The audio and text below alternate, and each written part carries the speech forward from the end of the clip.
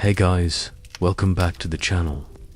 Tonight, we're diving deep into something that's going to make you appreciate your morning coffee, your Netflix subscription, and honestly, just being alive in 2025. We're talking about why you wouldn't last a day in medieval times. And before you roll your eyes and think, oh, another medieval video where they talk about knights and castles, let me stop you right there.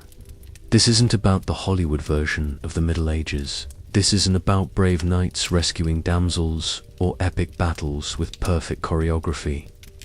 This is about you sitting there in your comfortable chair, probably wearing clean clothes, having brushed your teeth this morning, being dropped into actual medieval Europe. And spoiler alert, you'd probably be dead by sunset. Now, before we dive into this historical nightmare, smash that like button if you enjoy these deep dives into history's darker corners. And seriously, let me know in the comments where you're watching from. Love seeing how far these videos travel. Are you cozy in your heated home? Perfect. Are you watching on your phone while waiting for your Uber Eats? Even better. Because in about 3 hours, you're going to have a whole new appreciation for those simple luxuries. Alright, dim the lights, get comfortable. Maybe grab a snack though, fair warning. Some of what we're about to discuss might put you off food for a while. Let's jump in. Picture this.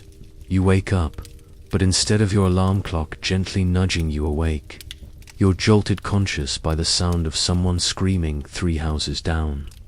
Not screaming in pain, well, not entirely, but screaming because their neighbor just died in the night.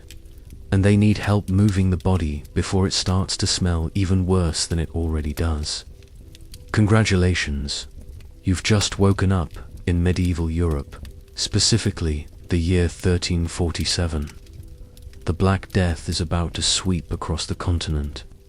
But even without the plague, your chances of seeing another sunrise are, let's call them optimistic.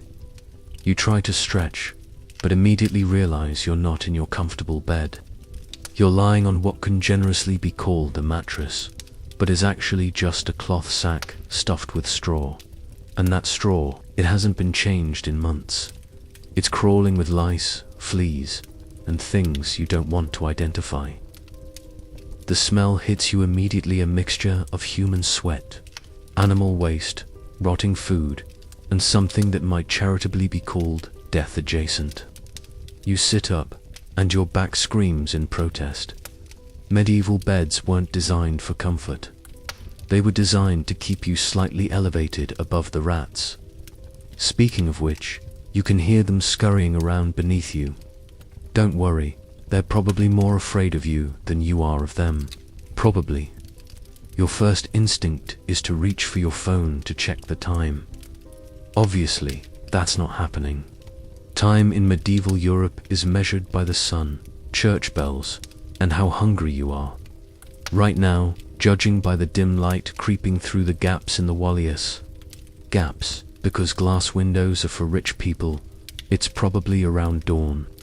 You look around your new accommodations, and let me paint you a picture that no medieval movie has ever accurately captured. You're in a single room that serves as bedroom, kitchen, living room, and occasionally, bathroom. The walls are made of wattle and daub, basically sticks and mud, and they're not exactly weatherproof. There's a hole in the roof for smoke to escape, but most of it just hangs around, making the air thick and acrid. The floor is dirt, not rustic hardwood, not stone dirt, actual earth that gets muddy when it rains and dusty when it doesn't. Sometimes, if you're lucky, there might be some rushes or straw scattered around. But mostly you're walking on compressed earth mixed with whatever fell on it last. And speaking of what fell on it last, let's talk about your roommates. Because privacy is a modern concept.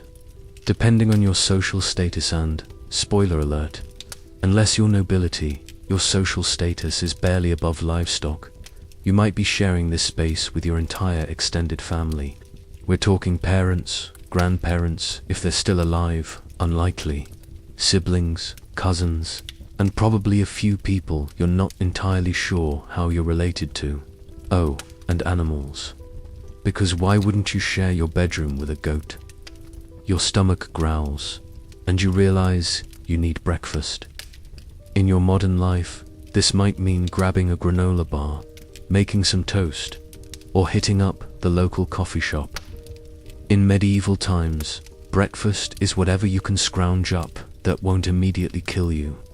You stumble over to what passes for a kitchen. There's a fire pit in the center of the room, because nothing says safe living conditions like an open flame in a room made of sticks and mud. The smoke is supposed to go out through that hole in the roof, but most of it just hangs around, slowly turning your lungs into charcoal. Your breakfast options are ... limited. If you're a peasant witch, statistically, you almost certainly are. Your meal consists of pottage. What's pottage, you ask? Imagine the saddest soup you've ever seen, then make it sadder. It's basically water with whatever grain you can afford thrown in. Maybe some vegetables if you're lucky, and occasionally, if it's a special day or someone died and left you their food, a tiny bit of meat. But here's the kicker. That grain you're using, it might be moldy. In fact, it probably is moldy. But you can't afford to throw it away, so you eat it anyway and hope for the best. Sometimes that mold is relatively harmless. Sometimes it's ergot, which will make you hallucinate before it kills you. Medieval breakfast is basically Russian roulette with carbohydrates. You don't have a refrigerator, obviously. You don't have reliable salt for preservation. You don't have any understanding of bacteria or food safety. Your food storage consists of keeping things in cool, dark places and hoping the rats don't get to them first. Spoiler alert, the rats always get there first. Let's say you manage to choke down your breakfast of questionable grain soup. You're still thirsty. In your modern life, you'd turn on the tap and get clean, filtered water. In medieval times, the water will literally kill you. I'm not being dramatic.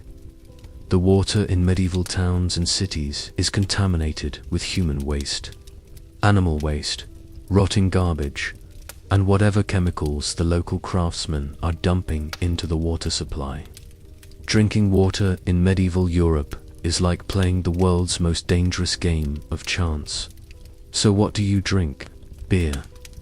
And before you get excited thinking awesome, beer for breakfast, let me explain. Medieval beer isn't your craft IPA. It's weak, barely alcoholic, and often tastes like someone filtered it through a dirty sock. But it's safer than water because the brewing process kills most of the bacteria that would otherwise turn your intestines into a war zone. Even children drink beer, because nothing says responsible parenting like giving your 5-year-old alcohol for breakfast. But honestly, it was probably the safest option. Alright, you've managed to survive breakfast. Now it's time to get ready for the day. In your modern life, this might involve a shower, brushing your teeth, maybe some deodorant. In medieval times, personal hygiene is more of a suggestion than a requirement. Let's start with the obvious. You smell, not just a little bit of morning breath or needing a shower smell. You smell like you've been marinated in a mixture of sweat, smoke, food, animals, and human waste. Because, essentially, you have been. Bathing is not a regular occurrence. If you're wealthy, you might have a proper bath a few times a year.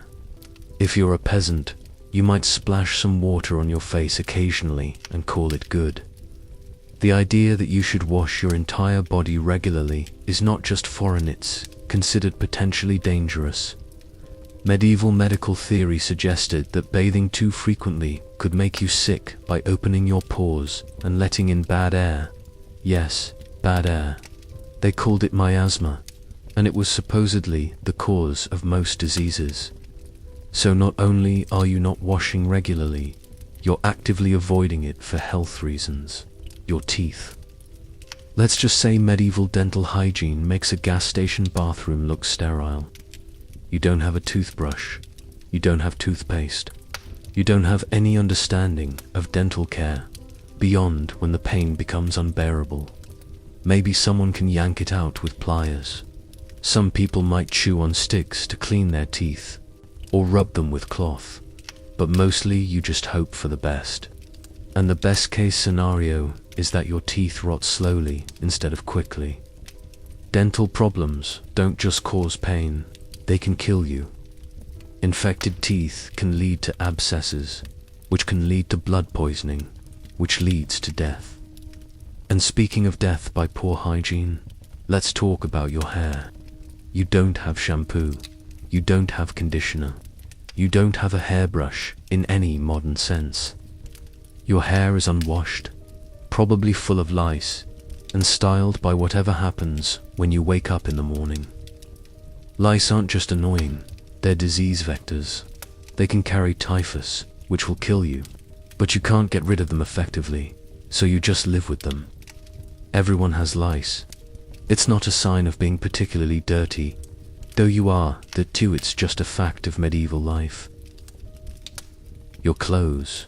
They're probably the only clothes you own, and you'll wear them until they literally fall apart. You can't wash them properly because soap is expensive and hard to come by. You can't replace them easily because cloth is hand-woven and clothing is hand-sewn, making it incredibly valuable. So you wear the same clothes day after day, week after week, month after month. They absorb your sweat, food spills, smoke from the fire, and whatever else you encounter. By modern standards, your clothing would be classified as a biohazard. Now that you're dressed in your one set of disease-infested clothing and smelling like a medieval compost heap, it's time to go to work. And here's where things get really fun, because medieval occupations had death rates that would make modern insurance companies weep. Let's say you're a farmer, which is the most likely scenario since about 90% of medieval people worked in agriculture. Farming in medieval times isn't the romanticized version you see in movies, with happy peasants singing while they harvest golden wheat. It's back-breaking labor with tools that would be considered primitive even by ancient standards. Your plow, if you're lucky enough to have access to one, is basically a pointed stick. You don't have a tractor. You have oxen if you're wealthy, or you pull the plow yourself if you're not. You're working from sunrise to sunset, bent over in fields, with no understanding of crop rotation, soil management, or any agricultural science. And the weather.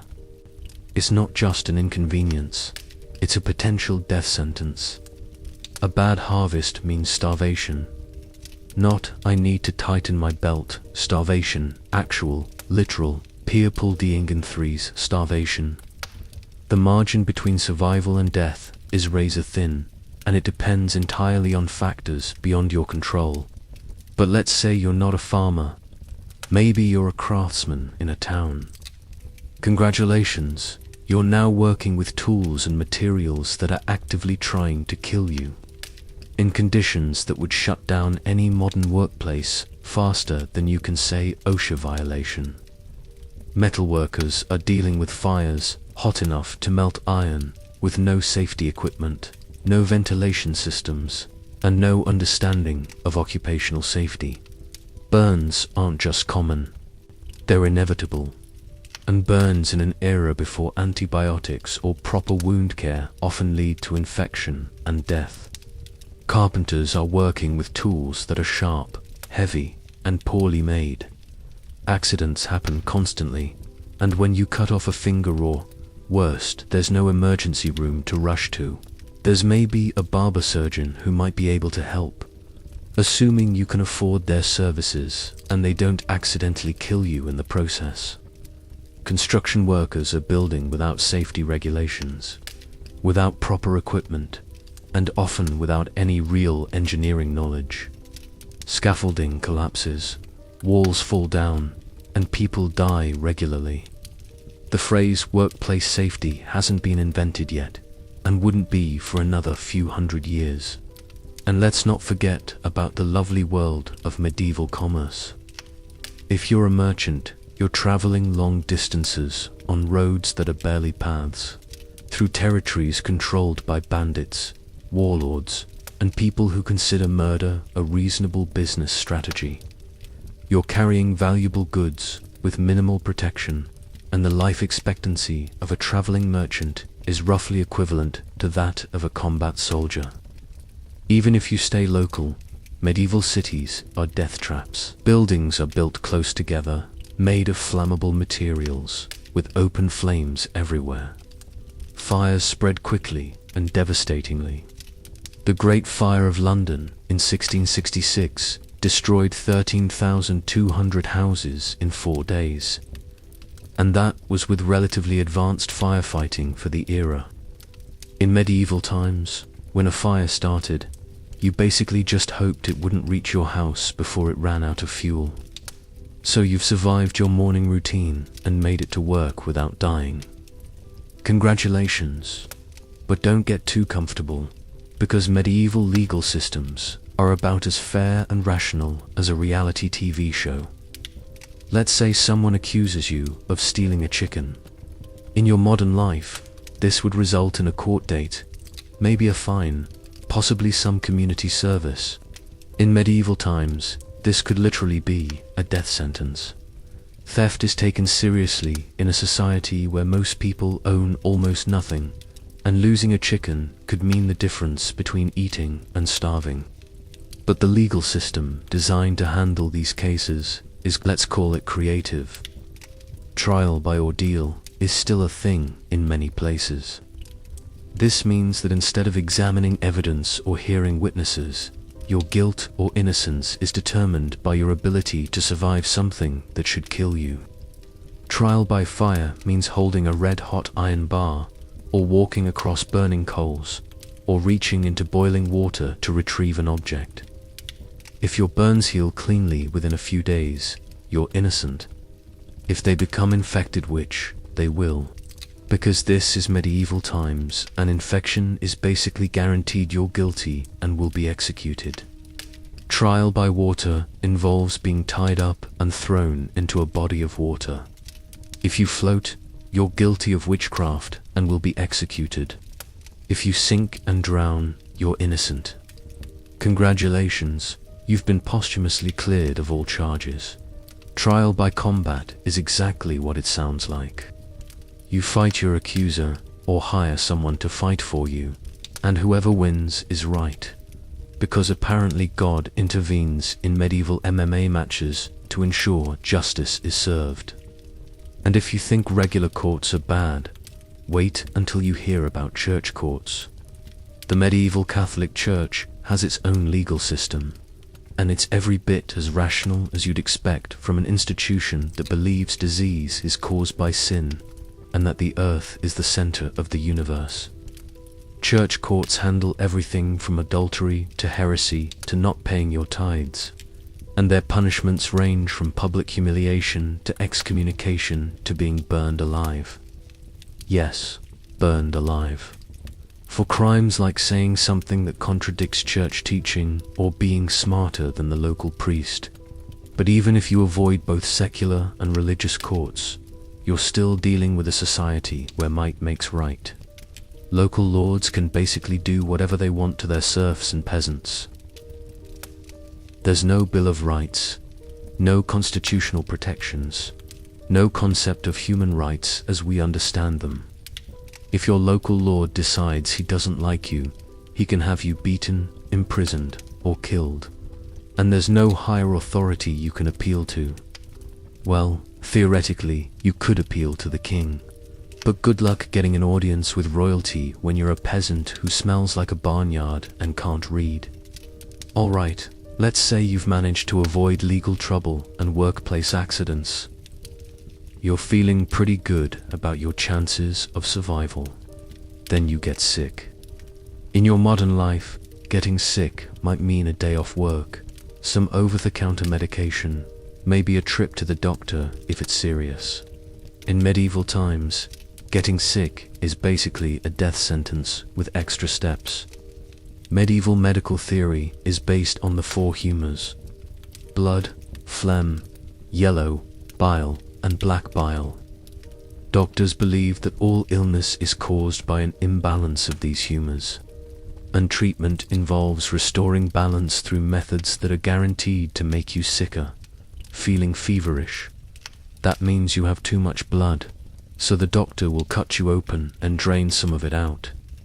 This process, called bloodletting, is the medieval equivalent of fixing a car by removing the engine. It doesn't work, and it usually makes everything worse, but it's the standard treatment for almost everything. Have a headache? Time for some trepanation that's drilling a hole in your skull to let the evil spirits out. Yes, medieval doctors actually drill holes in people's heads as a medical treatment. Some patients survive this, which doctors take as proof that it works, rather than evidence that human beings are surprisingly resilient. Got a broken bone? Medieval doctors might set it, or they might just pray over it and hope for the best. They don't understand infection, so any open wound is likely to become septic. They don't understand proper nutrition, so even if you survive the initial injury, you probably won't heal properly. And let's talk about surgery. Medieval surgery is done without anesthesia, without antibiotics, without any understanding of sterile technique. The surgeon's tools haven't been cleaned properly. His hands definitely haven't been washed, and he's probably drunk, because that's the only way anyone can stomach cutting into another human being while they're awake and screaming. The mortality rate for medieval surgery is roughly 80%, and that's for simple procedures. If you need anything complex, you're basically signing your own death warrant. But wait, it gets worse. Medieval doctors also believe in sympathetic magic and astrology. They think the position of the planets affects your health, and that certain herbs work not because of their chemical properties, but because they resemble the body part they're supposed to treat.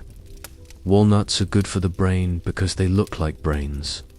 Beans are good for the kidneys because they're kidney-shaped. This is called the doctrine of signatures, and it's about as scientifically sound as reading tea leaves. Oh, and speaking of reading tea leaves, many medieval doctors are actually just fortune tellers, astrologers, or religious figures who claim divine knowledge. There's no medical school, no licensing requirements, no oversight. Anyone can call themselves a physician, and many do. Your local doctor might be a trained professional who studied at one of the few universities in Europe. Or he might be a guy who once saw someone else perform surgery and thought, how hard could it be? And let's not forget about women's medicine. Medieval medical texts claim that women are basically defective men, and that most female health problems can be solved by getting married and having children. Pregnancy and childbirth are incredibly dangerous, with maternal mortality rates that would be considered catastrophic today.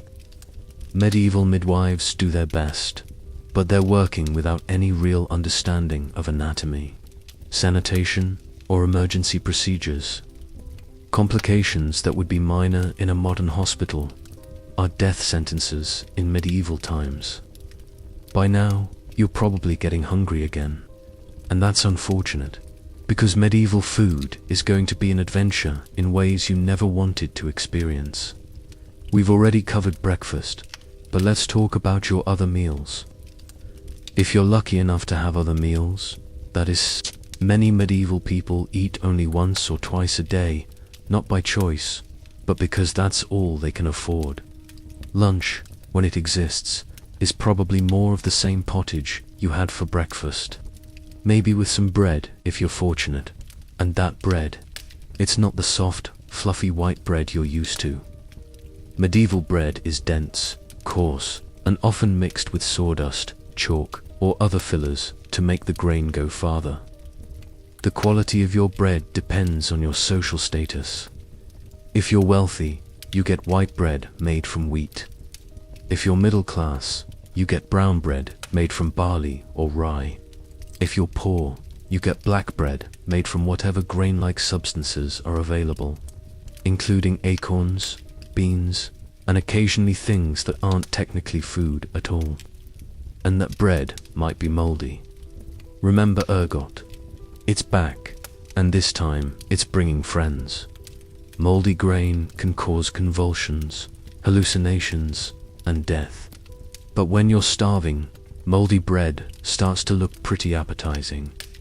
Let's talk about meat, assuming you can afford it. Medieval meat preservation techniques are ... primitive.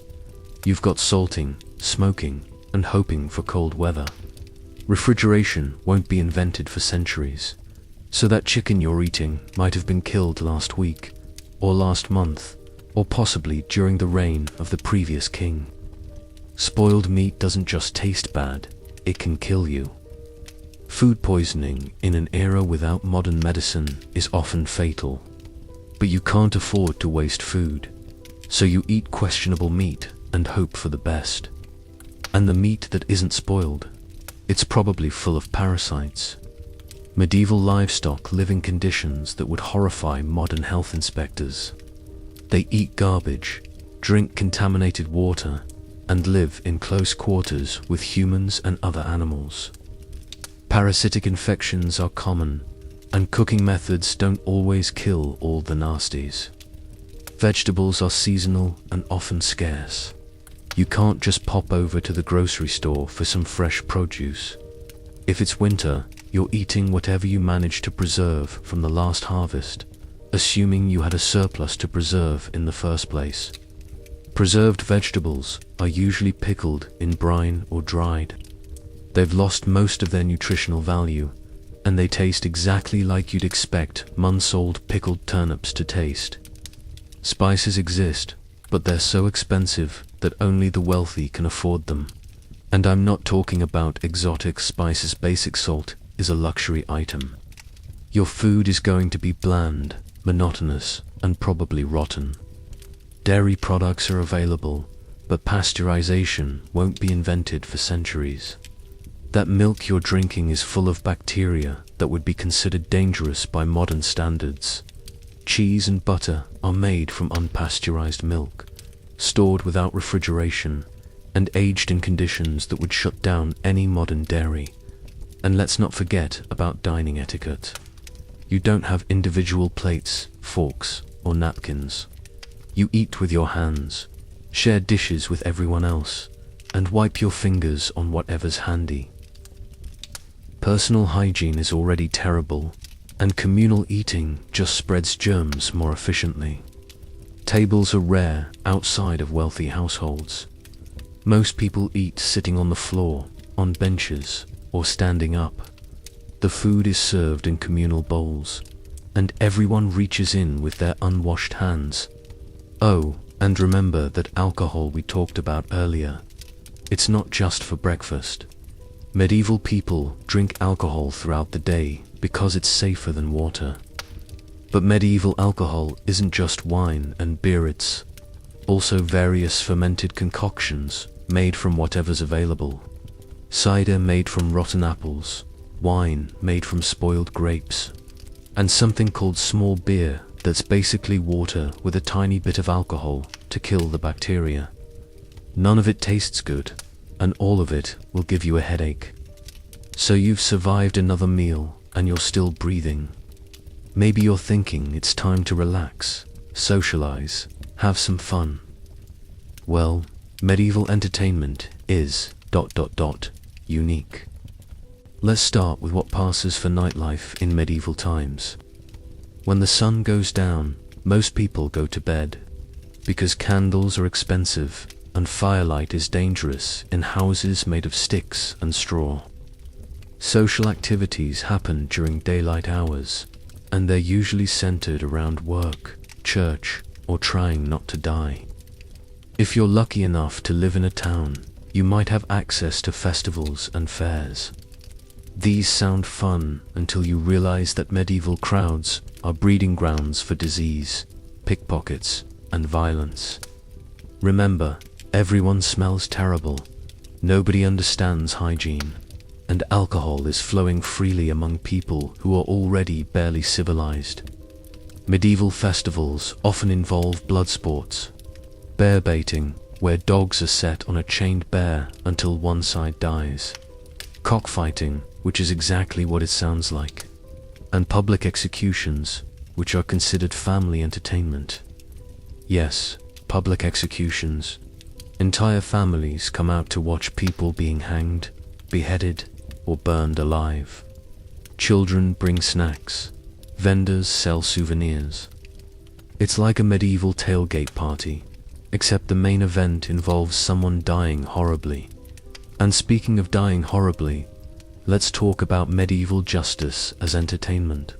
Stocks and pillories are set up in public squares, where people convicted of minor crimes are locked in place while the townspeople throw rotten food, excrement, and rocks at them. Sometimes people die from this entertainment.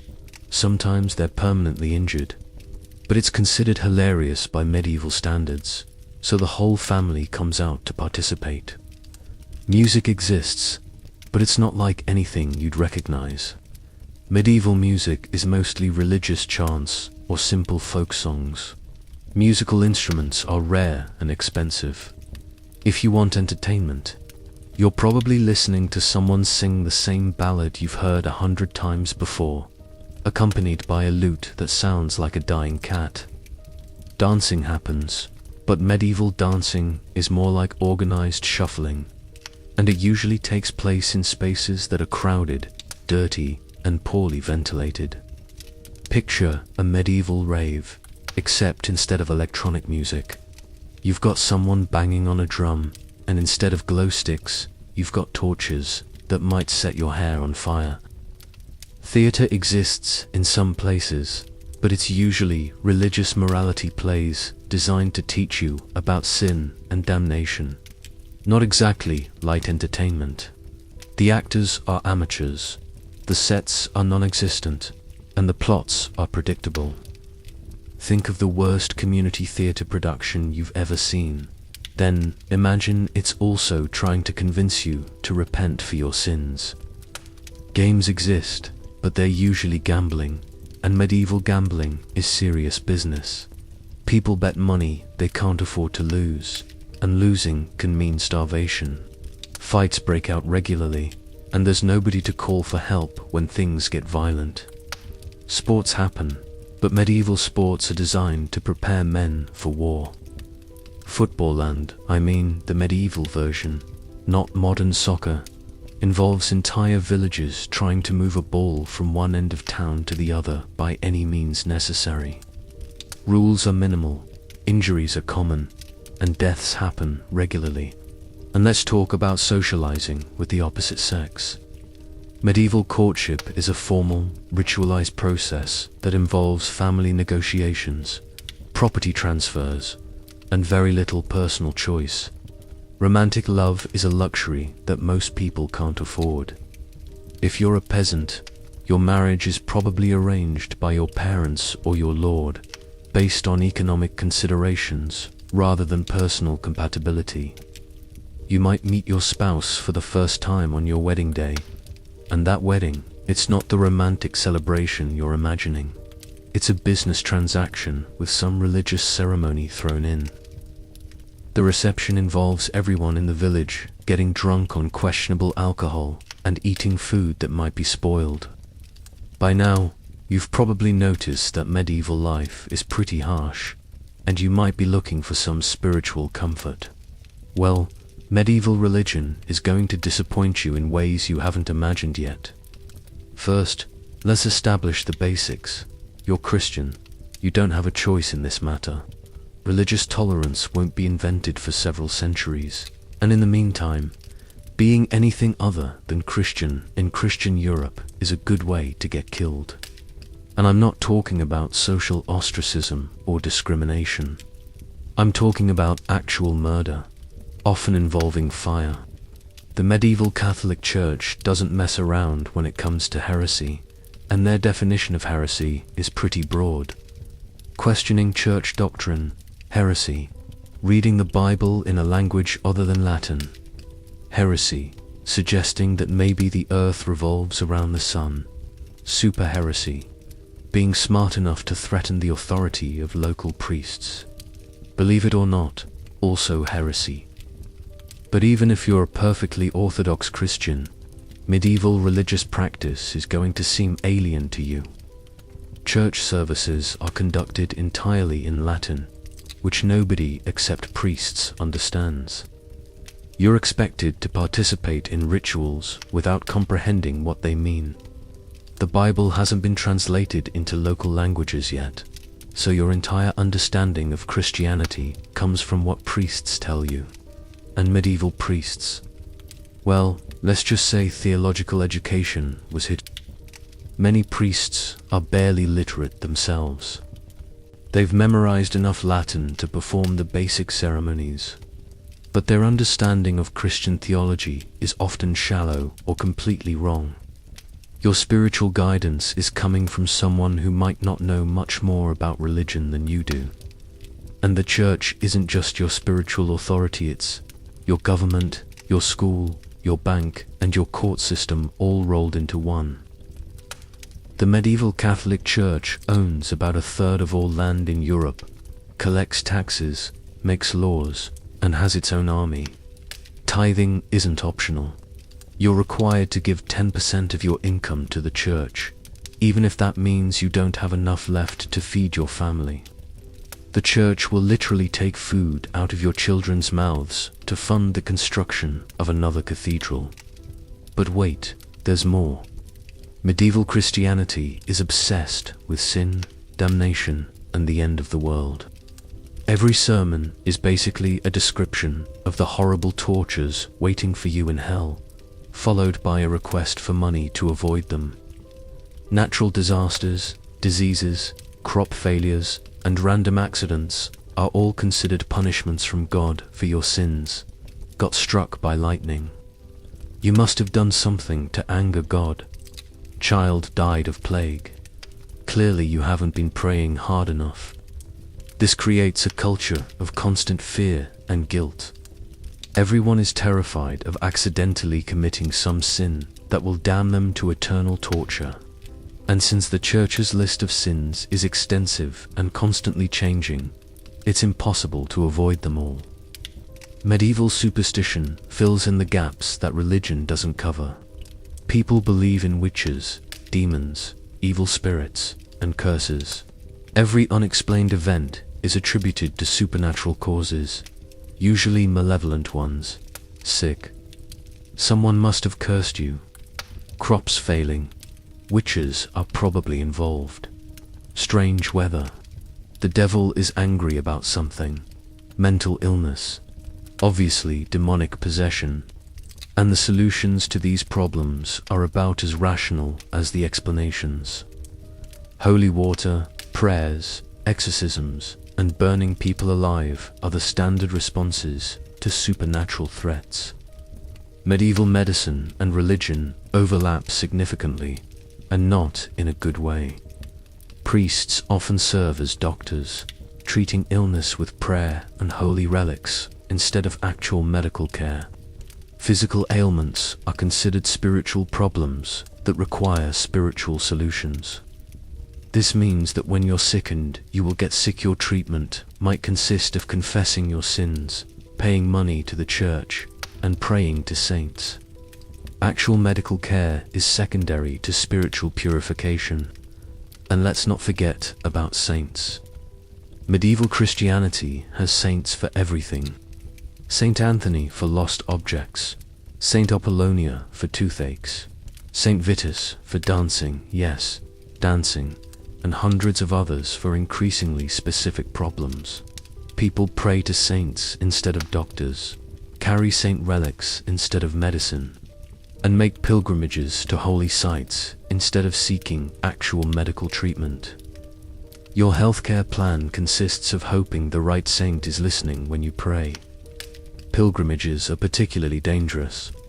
Thousands of people travel across Europe to visit holy sites, walking for months through dangerous territory, sleeping outdoors, eating terrible food, and exposing themselves to diseases from other pilgrims. Many pilgrims die en route, but this is considered a good thing because dying while on pilgrimage guarantees entry to heaven. So not only is medieval healthcare terrible, people actively seek out dangerous situations for religious reasons. You know what's really going to ruin your day in medieval times? The weather. And I'm not talking about getting caught in the rain without an umbrella. I'm talking about weather that can literally kill you in a world without any effective protection against it. Let's start with winter, because medieval winters are basically nature's way of saying, I don't like you and I want you to die. You don't have central heating. You don't have electric blankets. You don't have insulation in any meaningful sense. Your heat source is that open fire pit in the middle of your room, the same one that fills your house with smoke and occasionally sets things on fire. Firewood is expensive, so you can't afford to keep it burning all night. You go to bed when the fire dies down, and you wake up to a house that's barely warmer than the outdoors. Frostbite is common. People regularly lose fingers, toes, and sometimes entire limbs to cold. And remember, medieval medicine can't help you with this. If gangrene sets in, which it often does, the affected body part gets cut off with whatever sharp tool is handy. Without anesthesia, and you hope you don't die from shock or infection, your clothes aren't designed for serious cold. Wool is available if you can afford it, but most people are wearing linen and hoping for the best. Waterproof clothing doesn't exist. When you get wet, you stay wet until your clothes dry out, which could be days or weeks depending on the weather. And that's assuming you have extra clothes to change into, which you probably don't. Remember, most people own only one set of clothing. If it gets soaked, you either wait for it to dry while you're wearing it, or you go naked. Neither option is particularly appealing when it's freezing outside. Food preservation is entirely dependent on cold weather. If winter isn't cold enough, your preserved meat spoils. If it's too cold, your stored vegetables freeze and rot when they thaw. Medieval people live in constant fear of mild winters, because warm weather in January means starvation by March, but summer isn't much better. Medieval houses are designed to retain heat, because heat is precious during winter. This makes them unbearably hot during summer months. You're basically living in an oven that smells like a sewer. There's no air conditioning, obviously, no fans, no ice. When it gets hot, you suffer through it and hope you don't die of heat stroke. And since you're wearing the same heavy clothes year-round because you don't have seasonal wardrobes, summer heat becomes a genuine survival challenge. Dehydration is a constant threat. You need water, but clean water is scarce. You're drinking weak beer and hoping the alcohol content is high enough to kill the bacteria, but low enough that you don't get drunk and make fatal mistakes. Summer also brings insects, and medieval Europe is absolutely crawling with bugs that bite, sting, and spread disease. Mosquitoes carry malaria, fleas carry plague, lice carry typhus. You're basically a walking buffet for disease-carrying parasites. Your house doesn't have screens on the windows, assuming it has windows at all. Insects come and go as they please, and there's nothing you can do about it except swat at them with your hands and hope for the best. And let's talk about storms. Medieval buildings aren't designed to withstand severe weather. When a serious storm hits, roofs collapse, walls fall down, and people die. There's no weather service to warn you about incoming storms, no emergency services to help when disaster strikes. Lightning strikes are often fatal, not just because of the electrical discharge, but because they start fires. Remember, your house is made of flammable materials. and fire spreads quickly through medieval towns. One lightning strike can burn down entire neighborhoods. Flooding is catastrophic. Medieval drainage systems are non-existent or primitive. When rivers overflow, entire towns can be washed away. People drown, food supplies are destroyed, and disease spreads through contaminated water. But the real killer is drought. When the rains don't come, crops fail. When crops fail, people starve. Medieval Europe experiences regular famines that kill thousands of people. The Great Famine of 13,151,322 killed millions across Northern Europe, and that was just one of many such disasters. During famines, social order breaks down. People steal food, abandon their families, and sometimes resort to cannibalism. Yes, cannibalism. When you're watching your children starve to death, moral boundaries start to seem negotiable. Weather isn't just an inconvenience in medieval times, it's a constant threat to your survival. Every season brings new ways for nature to kill you, and you have no effective defense against any of them. Remember how I mentioned we're starting this adventure in 1347? Well, congratulations, because you're about to experience one of the worst disasters in human history. The Black Death is coming, and it's going to make everything we've discussed so far look like a minor inconvenience. The plague reaches Europe in 1347, carried by fleas on rats aboard trading ships from Asia. But medieval people don't understand how disease spreads, so they have no idea what's about to hit them. The first signs are subtle. Ships arrive in ports with dead crews. Sailors who were healthy when they left port are found dead at their posts. This should be a warning sign, but medieval port authorities don't understand quarantine procedures. Instead, they unload the ships, distribute the cargo, and welcome the surviving crew members into their communities. They're essentially importing death and handing it out to anyone who wants some. The plague spreads faster than anyone thought possible. It moves from port cities along trade routes, carried by infected fleas, contaminated goods, and people who don't know they're sick yet. And when symptoms appear, they're horrifying.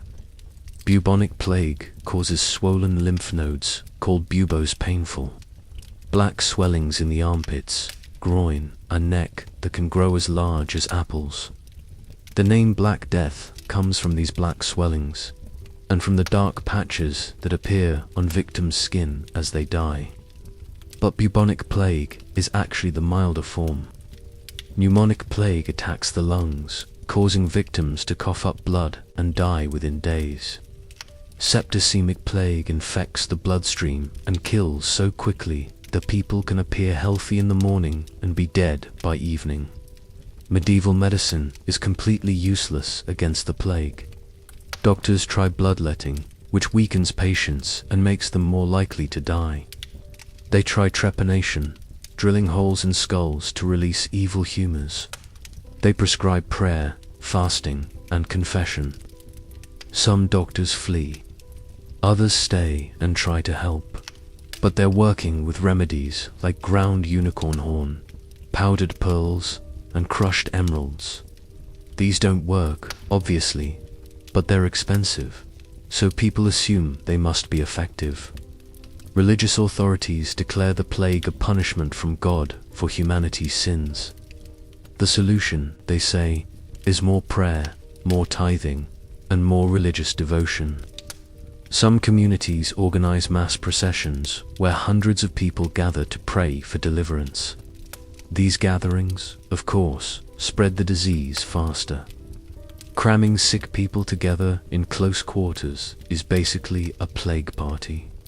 But medieval people don't understand how contagion works. Some religious fanatics form groups called flagellants, who travel from town to town whipping themselves bloody as penance for humanity's sins. They believe their suffering will convince God to end the plague.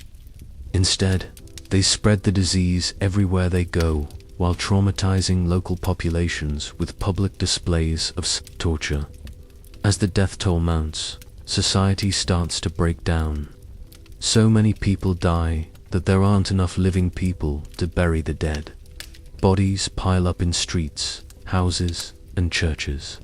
Mass graves are dug, but they can't keep up with the mortality rate. Economic systems collapse. Entire professions disappear overnight when everyone who practiced them dies. Supply chains break down when traders, craftsmen, and transporters are dead. Money becomes worthless when there's nothing to buy and nobody alive to sell it. Laws become unenforceable when judges, sheriffs, and other officials are dead. Property rights become meaningless when entire families are wiped out and there's nobody left to claim inheritance. Some communities turn to scapegoating. Since they don't understand what's causing the plague, they blame groups that are already marginalized. Jewish communities are massacred across Europe, accused of poisoning wells or cursing Christian populations. Women are accused of witchcraft and burned alive. Strangers are suspected of being plague carriers and driven out of towns or killed outright. Rational thinking gives way to panic, superstition, and violence. The mortality rate varies by region, but averages around 3,060% of the population. In some places, entire towns are abandoned because everyone is dead. In others, only a handful of survivors remain to tell the tale. And here's the really fun part. Even if you survive the initial wave of plague, it's not over. The Black Death comes back repeatedly over the following decades. Just when communities start to recover, the plague returns and kills half the survivors. Children who grow up during this period experience multiple plague outbreaks. They watch their parents die, then their siblings, then their friends, then their neighbors. Death becomes so common that it stops being remarkable. Those who survive develop a fatalistic worldview. Why plan for the future when you might be dead tomorrow? Why save money when the economy could collapse next month? Why get attached to people when they'll probably die soon? This creates a culture of desperation and nihilism that will persist for generations. The plague doesn't just kill individuals, it destroys the social fabric that holds communities together. Alright, let's say you've somehow survived the plague. You're one of the lucky few still breathing in a world where half the population is dead. You might think this would make life easier, but you'd be wrong. Medieval crime and punishment are about to introduce you to new levels of creative brutality. With so many people dead, law enforcement has essentially collapsed. The sheriff is dead, the judges are dead, and most of the guards are dead. What's left is a power vacuum filled by anyone strong enough to take control. This leads to the rise of what historians politely call local strongmen, but what you'd recognize as warlords, bandits, and thugs. Without central authority, might makes right in the most literal sense possible. Let's say you're accused of a crime, and in medieval times, you're probably going to be accused of something eventually. Maybe someone claims you stole their pig. Maybe you're suspected of witchcraft because you know how to read. Maybe you just looked at someone wrong on a day when they were feeling murderous. The concept of innocent until proven guilty won't be invented for centuries. In medieval times, you're guilty until proven innocent. And proving your innocence often involves surviving something that should kill you. We've talked about trial by ordeal, but let's get specific about what this actually means. Trial by hot iron involves holding a red-hot iron bar in your bare hands and walking a specific distance. Your hands are then bandaged, and if they heal cleanly within 3 days, you're innocent. Of course, third-degree burns don't heal cleanly in 3 days, especially without modern medical care. So essentially, you're being asked to prove your innocence by performing a miracle. Trial by hot water means reaching into a cauldron of boiling water to retrieve a stone from the bottom. Again, your burns are bandaged and examined later. Severe burns that become infected, which they will are taken as proof of guilt.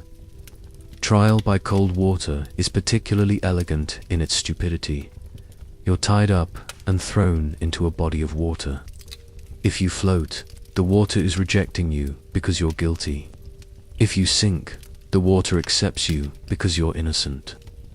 The problem with this logic is that most people will float when tied up properly, especially if they're taking deep breaths out of panic. So this trial almost always results in a guilty verdict. And if you sink and drown, well, congratulations on your posthumous vindication. But wait, there's more.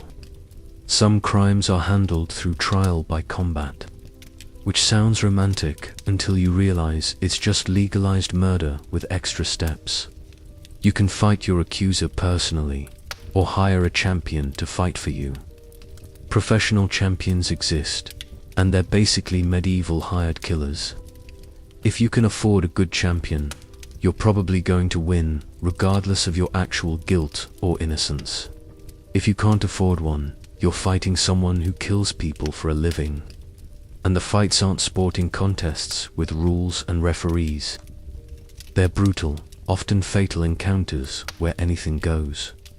Weapons, armor, and tactics vary depending on local customs, but the goal is always the same: kill or disable your opponent. When you're found guilty, and let's face it, you probably will be me, evil punishments are designed to be public spectacles as much as justice. The idea is that watching horrible things happen to criminals will deter other people from committing crimes. This leads to increasingly creative and brutal punishments.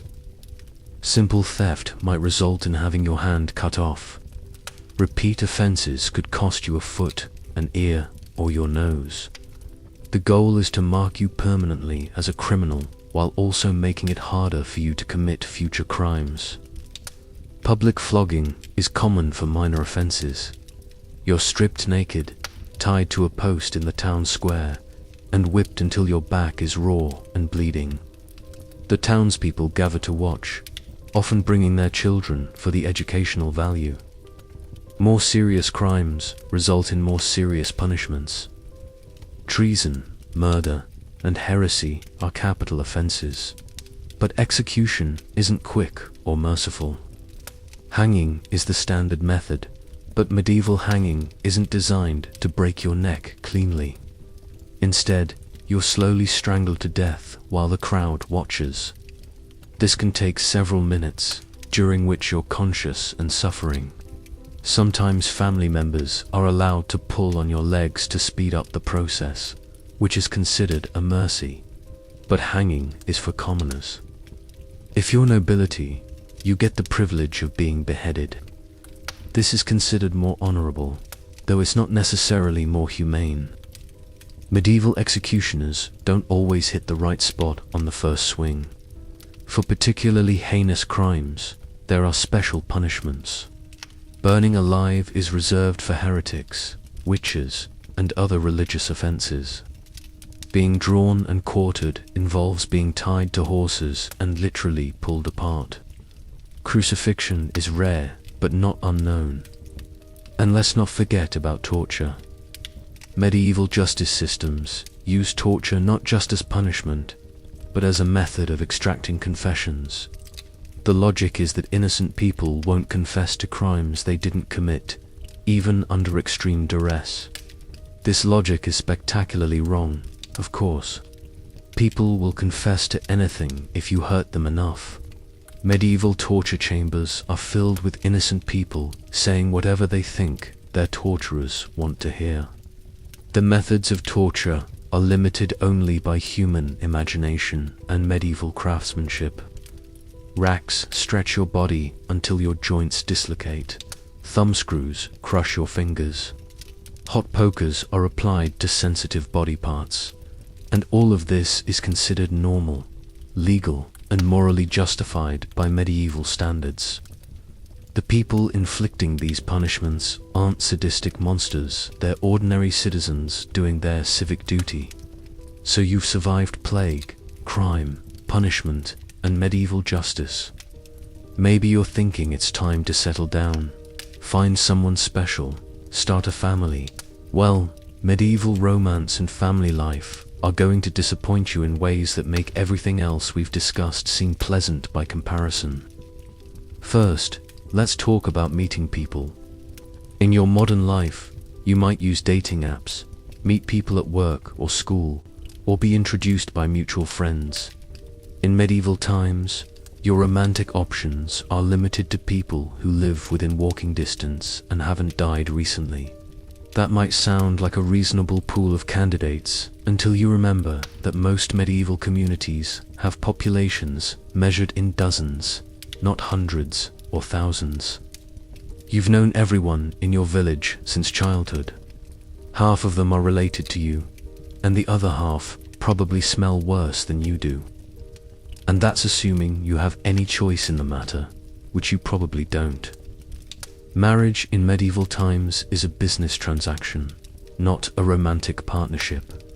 Your parents, or your lord, or whoever owns you, will decide who you marry based on economic and political considerations. Love is not a factor. Compatibility is not a factor. Personal preference is definitely not a factor. Your marriage is arranged to consolidate property, settle debts, form alliances, or simply because someone with more power than you thinks it's a good idea. You might meet your spouse for the first time on your wedding day. You might have seen them around the village, but you've probably never had a conversation with them. You're expected to spend the rest of your life with someone who is essentially a stranger, and that wedding. It's not the romantic celebration you're imagining. Medieval weddings are business meetings with some religious ceremony attached. The focus is on property transfer, legal obligations, and ensuring that any children produced will be considered legitimate. The ceremony itself is brief and practical. You exchange vows in front of witnesses. The priest says some words in Latin that nobody understands, and then everyone gets drunk on questionable alcohol while eating food that might be spoiled. But here's where things get really uncomfortable. Medieval marriage includes expectations about consummation that would horrify modern sensibilities. The marriage isn't considered legally binding until it's been sexually consummated, and sometimes this has to be verified by witnesses. Yes, witnesses. In some cases, the wedding guests literally wait outside the bedroom door while the newlyweds consummate their marriage, then expect confirmation that the deed has been done. Privacy is not a medieval concept. And let's talk about what happens after the wedding. You're now expected to live together, work together, and produce children together, despite being complete strangers who had no say in this arrangement. Medieval houses are small and crowded. Privacy doesn't exist. You're sharing a single room with your new spouse, possibly your in-laws, and whatever children come along. Personal space is a luxury you can't afford. Contraception is non-existent or ineffective. You're going to have children whether you want them or not, and you're going to have a lot of them. Medieval families are large partly because child mortality is so high. You need to have many children to ensure that some survive to adulthood. And speaking of child mortality, it's absolutely devastating by modern standards. Roughly half of all children die before their 5th birthday. Infant mortality is so common that many parents don't name their children until they're sure they're going to survive. This creates a strange emotional dynamic where parents try not to get too attached to their children because there's a good chance they'll die. Love exists, but it's tempered by the constant expectation of loss. Childbirth is extremely dangerous for women. Maternal mortality rates are horrific, where between 1,020% of women die in childbirth, or from related complications. Having children is literally a life-or-death gamble, and women are expected to keep rolling the dice until they produce enough surviving children or die in the attempt. Medieval midwives do their best, but they're working without any real understanding of anatomy, sanitation, or emergency procedures. Complications that would be minor in a modern hospital are death sentences in medieval times. And if you survive childbirth, you're immediately expected to get pregnant again. The idea of family planning or spacing children for health reasons doesn't exist. You have children as fast as biologically possible until you die or reach menopause. Childering is harsh by modern standards. Children are expected to work as soon as they're physically capable. Child labor isn't abuse, it's economic necessity. Every member of the family, regardless of age, needs to contribute to survival. Education is non-existent for most children.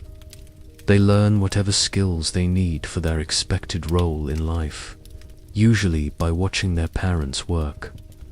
Most children never learn to read or write, and many never travel more than a few miles from where they were born. Discipline is physical and severe. Beating children is not just accepted, it's considered necessary for their moral development. The idea that children have rights or deserve protection from violence won't be invented for centuries. Family relationships are hierarchical and rigid. The father has absolute authority over his wife and children. Women have no legal rights independent of their male relatives. Children are essentially property until they reach adulthood, assuming they live that long. And let's not forget about what happens when someone in your family gets sick or dies. Medical care is primitive and often counterproductive. When a family member becomes ill, you watch them suffer and probably die, knowing there's nothing you can do to help. Death is a constant presence in medieval families. You lose siblings, parents, children, and spouses regularly. Grief is a permanent part of life, but you don't have time to mourn properly because survival requires constant work. Remarriage is common, not because people are looking for love, but because economic survival requires a complete family unit. Widows and widowers remarry quickly, often to people they barely know, creating blended families where half-siblings share resources and compete for parental attention. All right, we've covered family life. And now it's time to talk about what you'll be doing with the rest of your probably short life, work. And in medieval times, your job isn't just what you do for money, it's who you are, where you fit in society, and quite possibly what will kill you. Let's start with the obvious. You're probably a peasant. Roughly 90% of medieval people work in agriculture, which means you're spending your life bent over in fields, trying to grow enough food to keep yourself and your family alive, while also paying taxes, rent, and tithes to various people who own pieces of your life. Medieval farming is back-breaking labor with tools that would be considered primitive by Roman standards, let alone modern ones. Your plow is basically a pointed stick that you drag through the soil. If you're lucky, you have oxen to help. If you're not, you're the oxen. You work from sunrise to sunset during planting and harvest seasons. There are no labor laws, no worker protections, no concept of reasonable working hours. You work until the work is done or until you collapse, whichever comes first. And the work is dangerous. Farm animals are unpredictable and powerful. A kick from a horse or an ox can kill you instantly. Getting trampled by livestock is a common cause of death. And there's no workers' compensation for your family when you die on the job. The tools you use are sharp, heavy, and poorly made. Scythes and sickles can easily cut off fingers or hands. Axes can slip and cause fatal wounds. And when you injure yourself, there's no first aid kit, no emergency room, no concept of occupational safety. But let's say you're not a farmer. Maybe you're one of the lucky 10% who work in towns and cities. Congratulations. Your job is still going to try to kill you, just in different ways. Blacksmiths work with furnaces hot enough to melt iron, without safety equipment, protective clothing, or adequate ventilation. Burns are not just common, they're inevitable. Severe burns often lead to infection and death, especially when treated with medieval medical techniques. Carpenters use tools that are sharp, heavy, and unpredictable. Medieval saws, chisels, and axes are more likely to cut you than modern power tools, and when they do, the wounds are often fatal due to infection or blood loss. Construction workers build without safety regulations, engineering knowledge, or proper equipment. Scaffolding collapses regularly. Walls fall down. People are crushed by falling stones, buried in coveins, or killed when poorly designed structures collapse. And let's talk about the lovely world of medieval mining.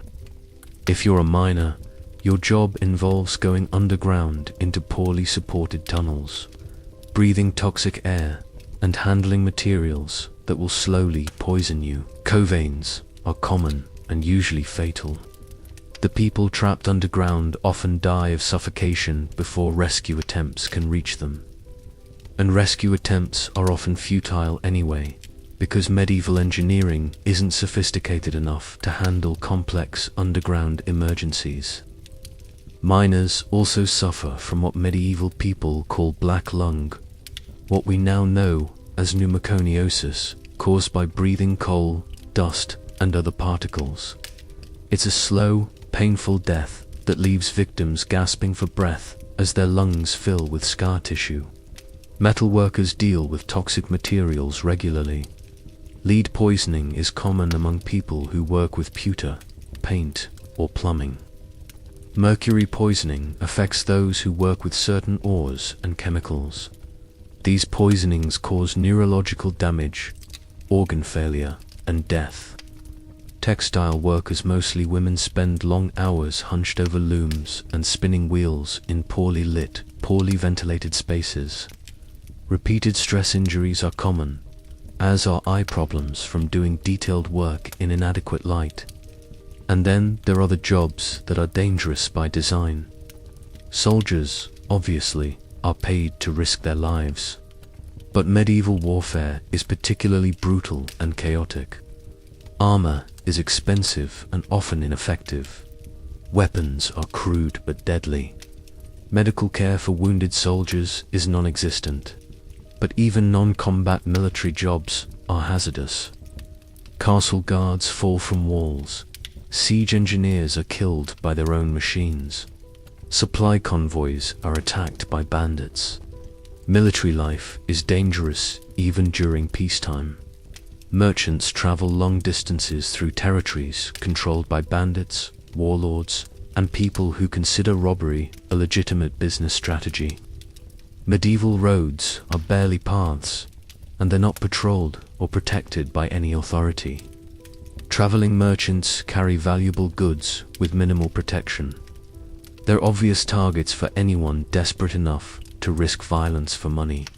And in medieval times, desperation is a common condition. But here's the thing about medieval work. It's not just dangerous, it's also economically precarious. Most people live paycheck to paycheck, except they don't have paychecks, they have harvests.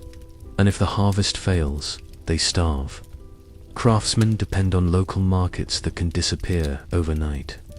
If the local lord dies and his heir decides he doesn't need as many blacksmiths, you're out of work. If a plague kills half your customers, your business collapses, and there's no social safety net, no unemployment insurance, no welfare system, no government assistance. When you can't work, you don't eat. When you can't eat, you die. It's that simple. Medieval guilds exist to protect craftsmen, but they're more like exclusive clubs than labor unions. They control who can practice certain trades, set prices, and maintain quality standards. But they don't provide job security or worker protections. To join a guild, you need to complete an apprenticeship, which can last 7 years or more. During this time, you work for free while learning the trade. Many apprentices don't survive the training period, either because they die in accidents or because they can't afford to work without pay for so long. And even if you complete your apprenticeship, you still need to be accepted as a journeyman, then eventually as a master craftsman. Each step requires approval from existing guild members who have strong incentives to limit competition by keeping membership small. Social mobility is virtually non-existent. If you're born a peasant, you'll die a peasant. If you're born into a craft family, you might learn that craft, assuming you survive childhood and can afford the training. The concept of choosing your career doesn't exist. Your job is determined by your birth, your family's economic situation, and what opportunities are available in your immediate area. Personal interests, talents, and preferences are irrelevant. Let's talk about education in medieval times, which is going to make your worst experiences in school look like intellectual paradise. Because in medieval Europe, ignorance isn't just common, it's the default state of humanity, and knowledge is a luxury that most people literally cannot afford. First, let's establish the baseline. You probably can't read. Neither can most of your neighbors, your local officials, or quite possibly your priest. Literacy rates in medieval Europe hover around 510% for men and even lower for women. Writing is considered a specialized skill, like blacksmithing or surgery, except more mysterious and potentially dangerous. Why dangerous? Because in a society controlled by religious and political authorities who derive their power from controlling information, the ability to read and write makes you a potential threat. Literate peasants might read the Bible and discover that it doesn't actually say they have to give half their crops to the local lord. They might read legal documents and realize they're being cheated. They might even write down their own ideas, which is absolutely terrifying to medieval power structures. So education is deliberately limited to the wealthy and the clergy. And even then, medieval education is, let's call it, unique. If you're lucky enough to receive formal education, it starts with learning Latin. Not because Latin is particularly useful for daily life. Nobody speaks Latin except priests and scholars, but because it's the language of the church and of ancient texts. You're essentially learning a dead language so you can read books written by people who died centuries ago. The curriculum consists of the 7 liberal arts: grammar, rhetoric, logic, arithmetic, geometry, astronomy, and music. This sounds comprehensive until you realize that medieval interpretations of these subjects bear little resemblance to modern ones. Medieval arithmetic might include calculating the date of Easter or determining the numerical value of biblical names. Astronomy is mostly astrology, focusing on how the positions of planets influence human behavior. Geometry is often more about religious symbolism than mathematical principles. And the teaching methods? Let's just say that medieval pedagogy makes modern standardized testing look progressive. Education consists almost entirely of memorization and repetition. Students copy texts by hand, recite passages from memory, and engage in formal debates about predetermined topics. Critical thinking is not encouraged. Questioning established authorities, whether religious, philosophical, or scientific, is considered heretical. Students are expected to absorb and regurgitate accepted knowledge, not to develop original ideas or challenge existing beliefs. Books are incredibly rare and expensive. Each one is hand-copied by scribes, a process that can take months or years for a single volume. Most schools have only a few books, and students aren't allowed to handle them directly. Instead, the teacher reads aloud while students take notes on wax tablets or scraps of parchment. And speaking of parchment, writing materials are scarce and costly. Paper hasn't been widely adopted in Europe yet, so writing is done on parchment made from animal skins. A single book might require the hides of hundreds of animals, making books literally worth more than most people's annual income. This scarcity means that knowledge is carefully hoarded. Libraries are small, private, and heavily guarded. The idea of public education or free access to information is centuries away from being invented.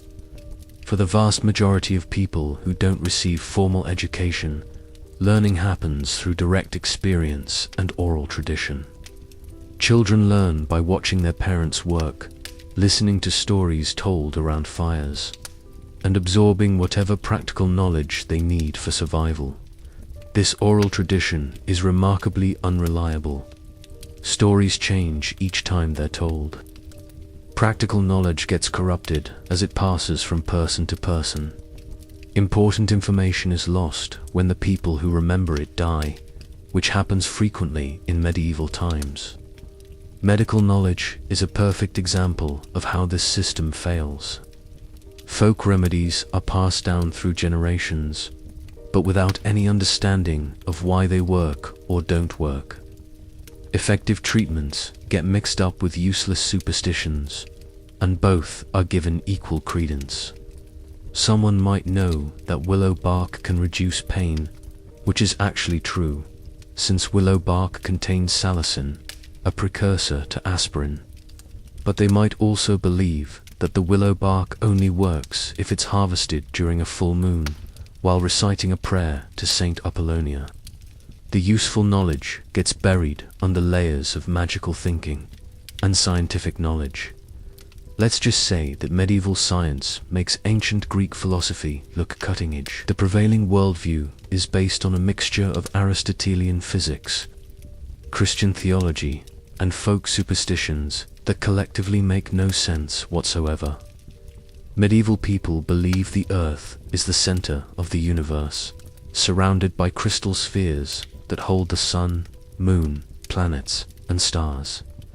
They think heavier objects fall faster than lighter ones. They believe spontaneous generation explains where insects come from. They think the brain is just a cooling system for blood. These aren't just academic misconceptions, they have real-world consequences. Medieval engineering fails regularly because it's based on flawed understanding of physics and materials science. Medieval medicine kills patients because it's based on incorrect theories about human anatomy and physiology. But questioning these established beliefs is dangerous. The Catholic Church has declared certain interpretations of natural philosophy to be official doctrine, and disagreeing with church doctrine is heresy.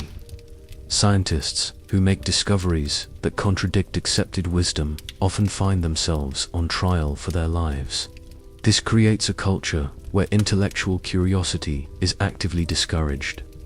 Smart people learn to keep their mouths shut, parrot accepted beliefs, and avoid asking inconvenient questions.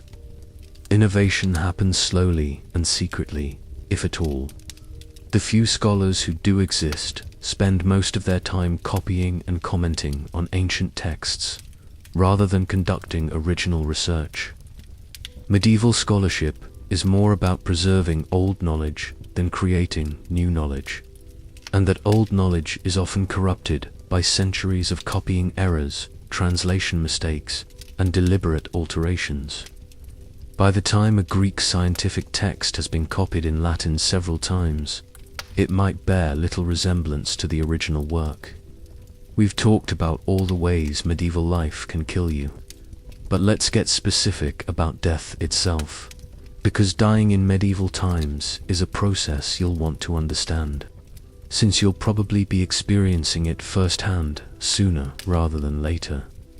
First, let's establish the baseline.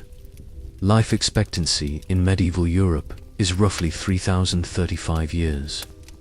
But that number is misleading because it includes infant mortality. If you make it to adulthood, you might live to see 50 or 60.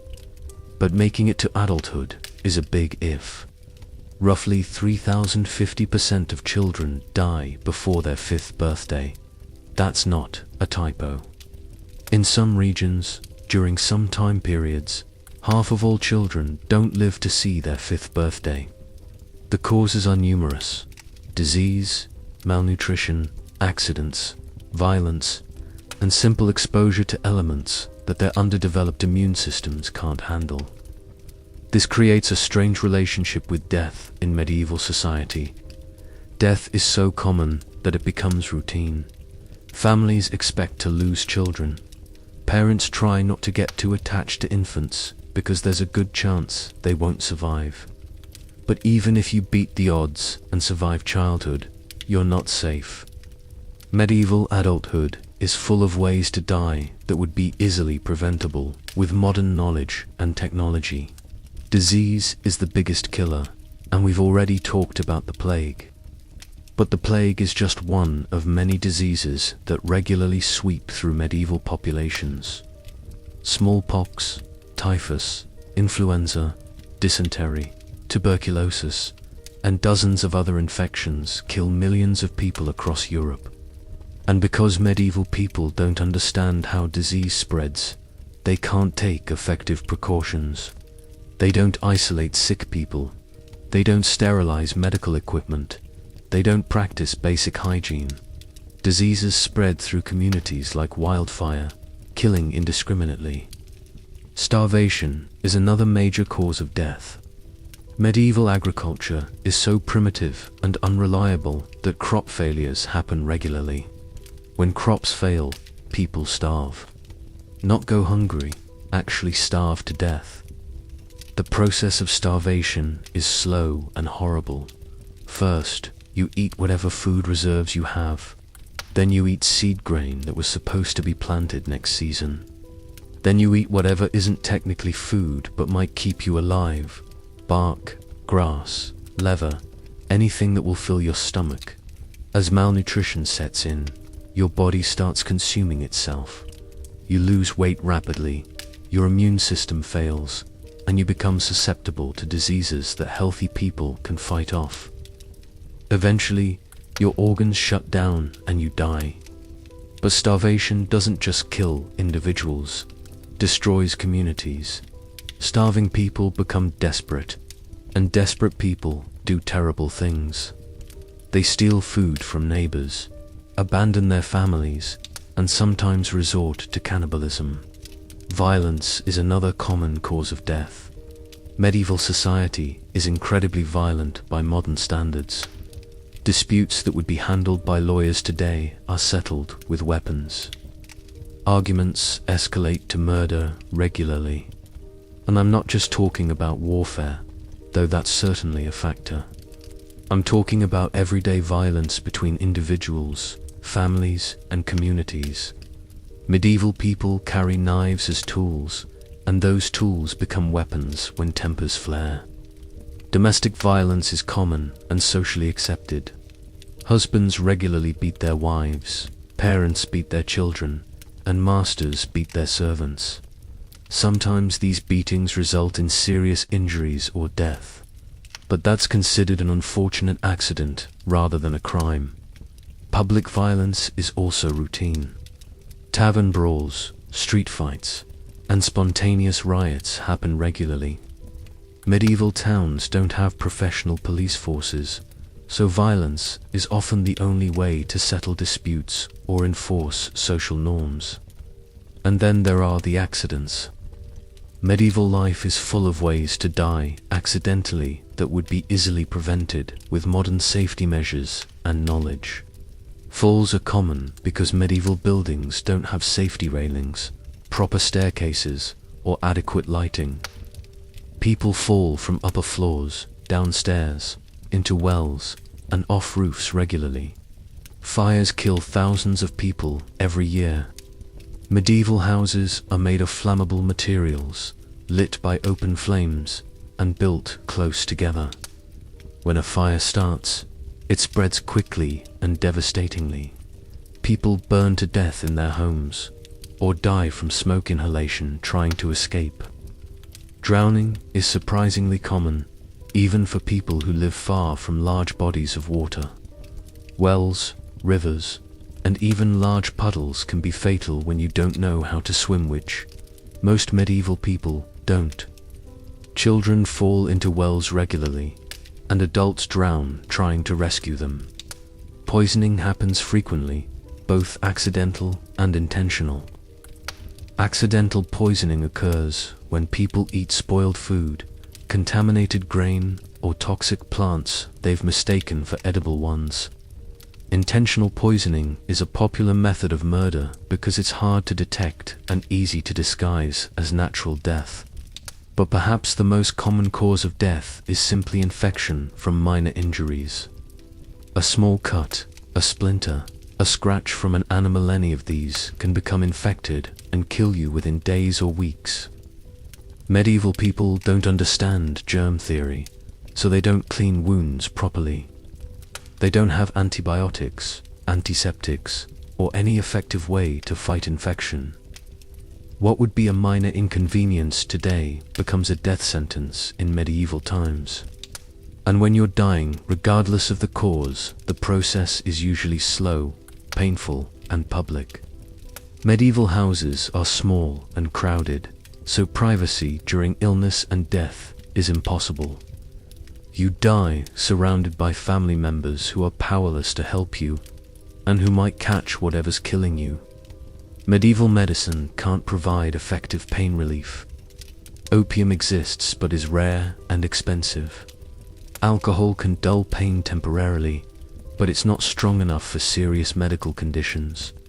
Most people die in agony, fully conscious and aware of what's happening to them. The dying process is also heavily written. When someone is clearly dying, priests are called to perform last rites, hear final confessions, and prepare the soul for the afterlife. This is considered more important than any attempt at medical treatment.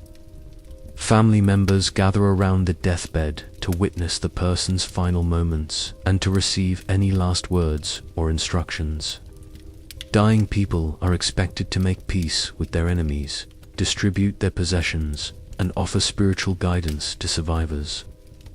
Death itself is often violent and dramatic. Without modern medical intervention, people don't just peacefully slip away. They struggle for breath, convulse, vomit blood, and fight desperately against the inevitable. Medieval death is rarely dignified or peaceful. And after death comes the practical problem of dealing with the body. In your modern life, this is handled by professionals who understand sanitation and disease prevention. In medieval times, it's a family responsibility that can literally kill the survivors. Bodies start decomposing immediately, especially in warm weather. Without refrigeration or effective preservation methods, corpses become breeding grounds for bacteria and disease. Handling dead bodies spreads illness to the living. But you can't just leave bodies lying around, so families have to figure out what to do with them. If you're wealthy, you can afford professional burial in consecrated ground. If you're poor, you might bury the body yourself in whatever ground you can find. During plague years, the death toll is so high that normal burial practices break down entirely. Mass graves are dug to hold dozens or hundreds of bodies. Sometimes bodies are just piled up and burned, or thrown into rivers and abandoned. The psychological impact of constant death is devastating. Medieval people live in a world where everyone they love will probably die young and horribly. This creates a culture of fatalism, superstition, and desperate religiosity. People become obsessed with the afterlife because earthly life is so terrible and brief. They spend enormous amounts of money on religious ceremonies, relics, and indulgences, hoping to secure better treatment in the next world. Death also becomes a form of entertainment. Public executions, as we've discussed, are popular social events. But medieval people also gather to watch people die naturally from disease or injury. Death is so common that it stops being shocking and becomes just another form of spectacle. Children grow up surrounded by death and violence. They see siblings die of disease, neighbors killed in accidents, and strangers executed for crimes. This exposure to mortality shapes their worldview in ways that would be considered traumatic by modern standards. But perhaps most importantly, the constant presence of death makes long-term planning almost impossible. Why save money for retirement when you probably won't live that long? Why invest in education when your children might die before they can use it? Why build anything permanent when the next plague might kill everyone who would use it? This creates a culture focused on immediate survival rather than progress or improvement. People live day to day, season to season, hoping to survive long enough to see the next harvest or the next spring. We've covered how medieval life will kill your body in dozens of creative ways. But let's not forget about your soul, which, according to medieval Christianity, is probably doomed to eternal torture anyway. Because medieval religion isn't just about spiritual comfort, it's about control, fear, and extracting money from people who can barely afford to eat. The medieval Catholic Church is simultaneously your only hope for salvation and the institution most likely to damn you to hell. It's a spiritual protection racket, where the protection is from threats that the Church itself created. Let's start with the basics. According to medieval Christian doctrine, you are born sinful. Original sin means that every human being is inherently corrupt and destined for hell unless they follow very specific rules set by the Church. And those rules are numerous, contradictory, and constantly changing. The 7 deadly sins are pride, greed, lust, envy, gluttony, wrath, and sloth. In medieval society, avoiding these sins is virtually impossible. Pride. You need some pride to survive in a world where everyone is trying to exploit you. Greed. You need to accumulate resources or you'll starve. Lust. You're expected to reproduce. Gluttony. Any enjoyment of food is suspicious when most people are hungry. And the sins aren't just about actions. They're about thoughts and feelings. Having impure thoughts is as damnable as acting on them. Feeling envious of your neighbor's slightly less terrible living conditions is a sin. Being angry about injustice is a sin. The Church has criminalized normal human emotions. But wait, there's more. The Church has also invented countless additional sins that aren't mentioned in the Bible. Working on Sunday is a sin. Missing church is a sin. Not paying your tithes is a sin. Questioning church authority is a sin. Being too smart is probably a sin. And the punishments for these sins: eternal torture in hell. Not just for a long time forever. Medieval sermons describe hell in vivid, terrifying detail designed to scare people into compliance. Demons with pitchforks, lakes of fire, endless torment that makes your worst earthly suffering look pleasant by comparison. But the Church offers a solution. Salvation through strict adherence to Catholic doctrine and regular payment of fees. Yes, fees. Medieval Christianity is pay-to-play religion, where your eternal fate depends partly on your ability to afford the Church's services. Indulgences are literally Getutafel free cards that you can purchase with money. The more you pay, the more sins are forgiven. Rich people can essentially buy their way into heaven, while poor people are damned for lack of funds. But even if you can afford indulgences, salvation isn't guaranteed. The Church teaches that faith alone isn't enough.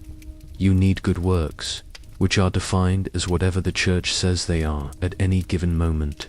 Pilgrimages are considered good works, but they're expensive and dangerous.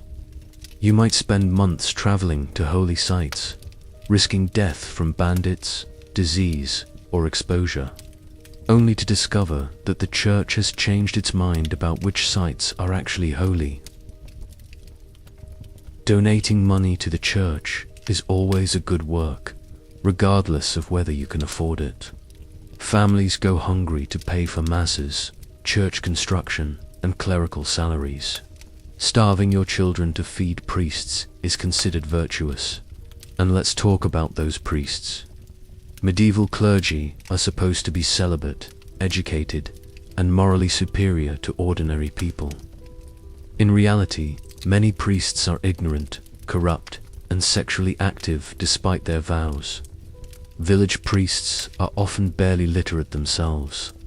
They've memorized enough Latin to perform basic ceremonies, but their understanding of Christian theology is often shallow or completely wrong. Your spiritual guidance is coming from someone who might know less about religion than you do.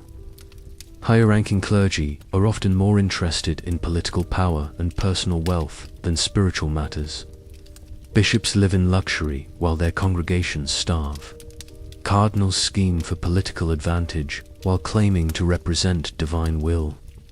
The Pope, supposedly God's representative on earth, is often more of a medieval politician than a spiritual leader. Papal history is full of corruption, violence, and behavior that would be scandalous by any standard.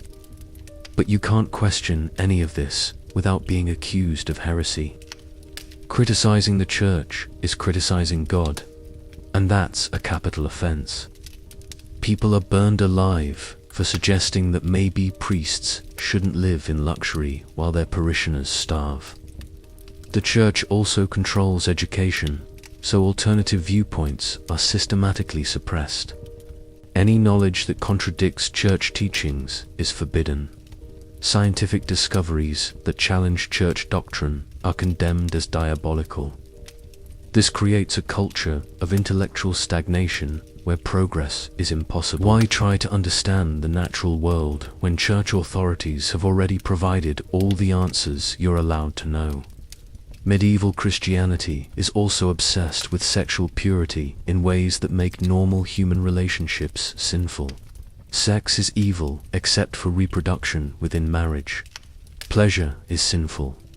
Any sexual activity that doesn't result in children is damnable.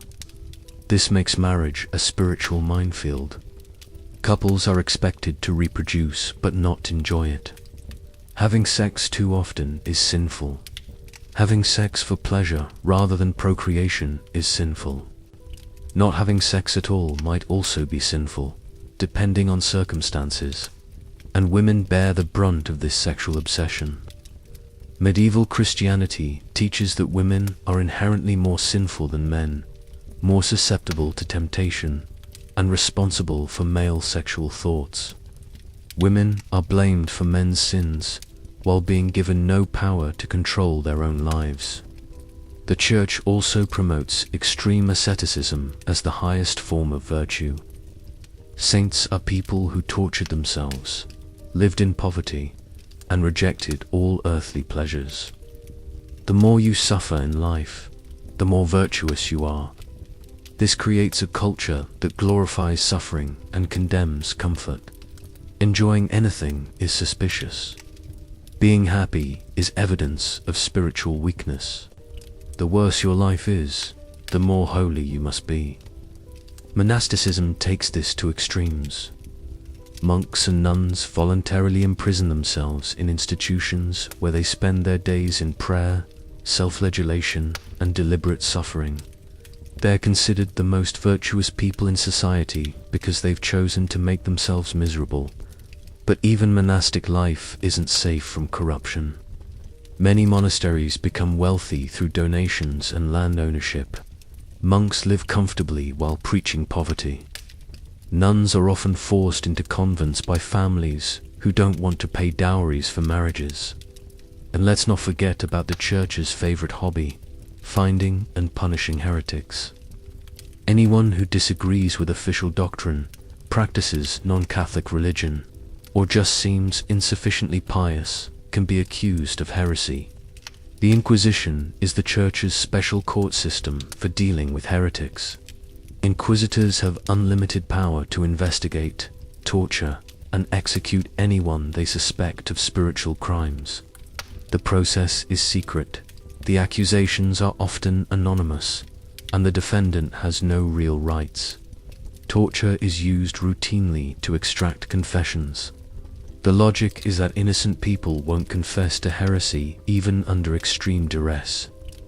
This logic is spectacularly wrong, but it provides a convenient excuse for torturing people until they say whatever the inquisitors want to hear. And the punishments for heresy: death, usually by burning alive.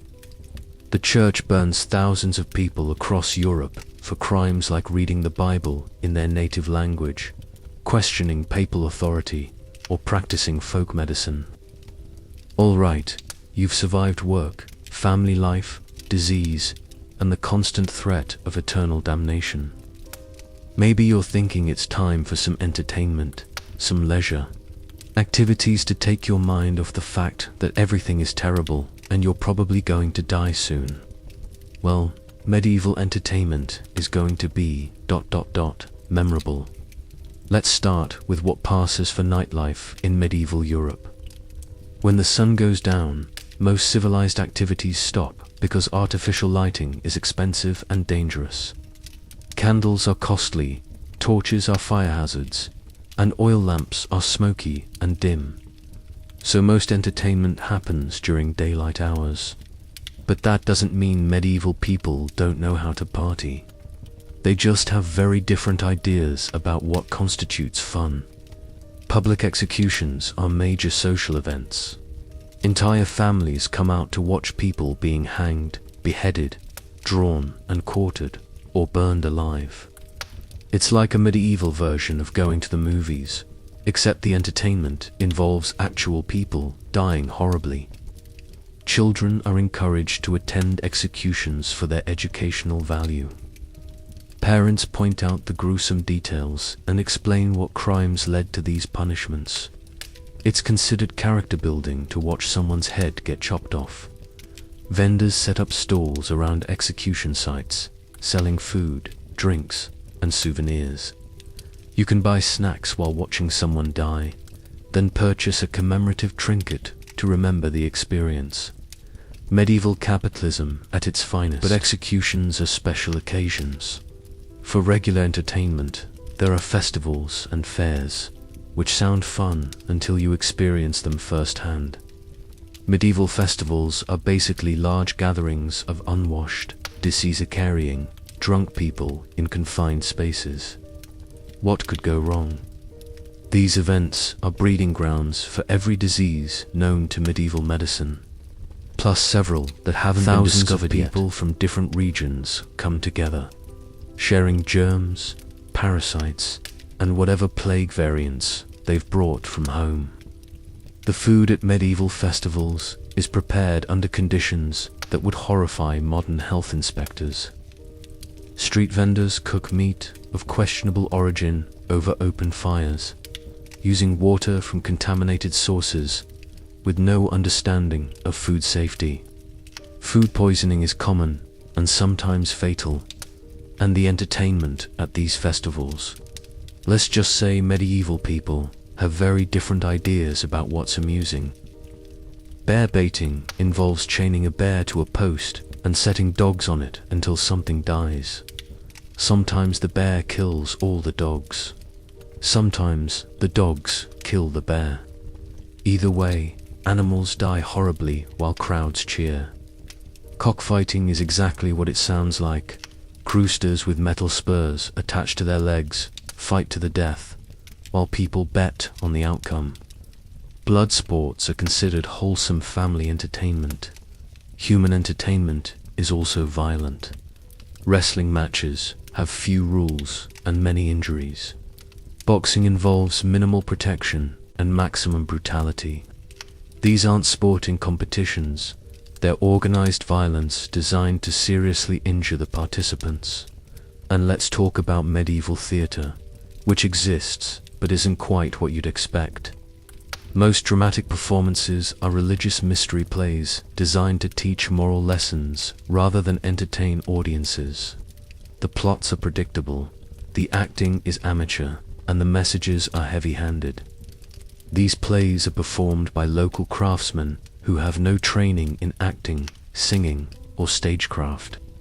Imagine the worst community theatre production you've ever seen. Then imagine it's also trying to convince you to repent for your sins. The special effects are primitive and dangerous. Devils appear through trapdoors that might collapse. Hell is represented by actual fires that sometimes spread beyond the stage.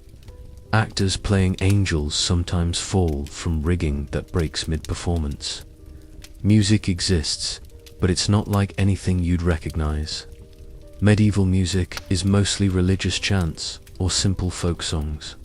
Musical instruments are rare and expensive. If you want live music, you're probably listening to someone sing the same ballad you've heard 100 times, accompanied by a lute that sounds like it's in pain. Dancing happens, but medieval dancing is more like organized shuffling in crowded, dirty spaces. Picture a modern dance club, except instead of electronic music, you have someone beating a drum. Instead of air conditioning, you have body heat and smoke. And instead of a clean floor, you have packed dirt mixed with various bodily fluids.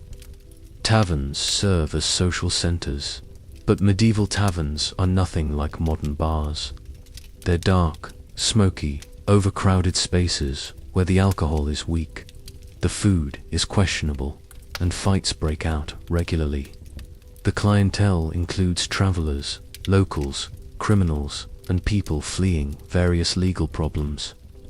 Conversations are conducted over the noise of arguments, gambling disputes, and occasional violence.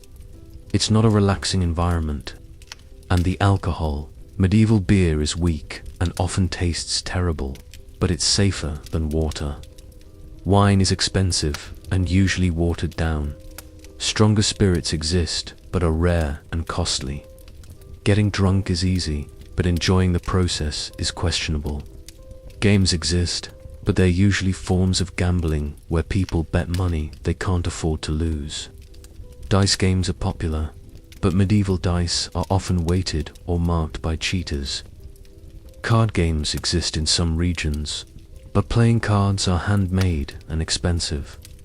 Chess exists, but is mostly played by nobles and clergy who have time for complicated strategy games. Common people play simpler games that require less education and fewer resources. Sports happen, but medieval sports are designed to prepare men for warfare rather than provide entertainment. Football, medieval football, not modern soccer, involves entire villages trying to move a ball from one end of town to the other by any means necessary.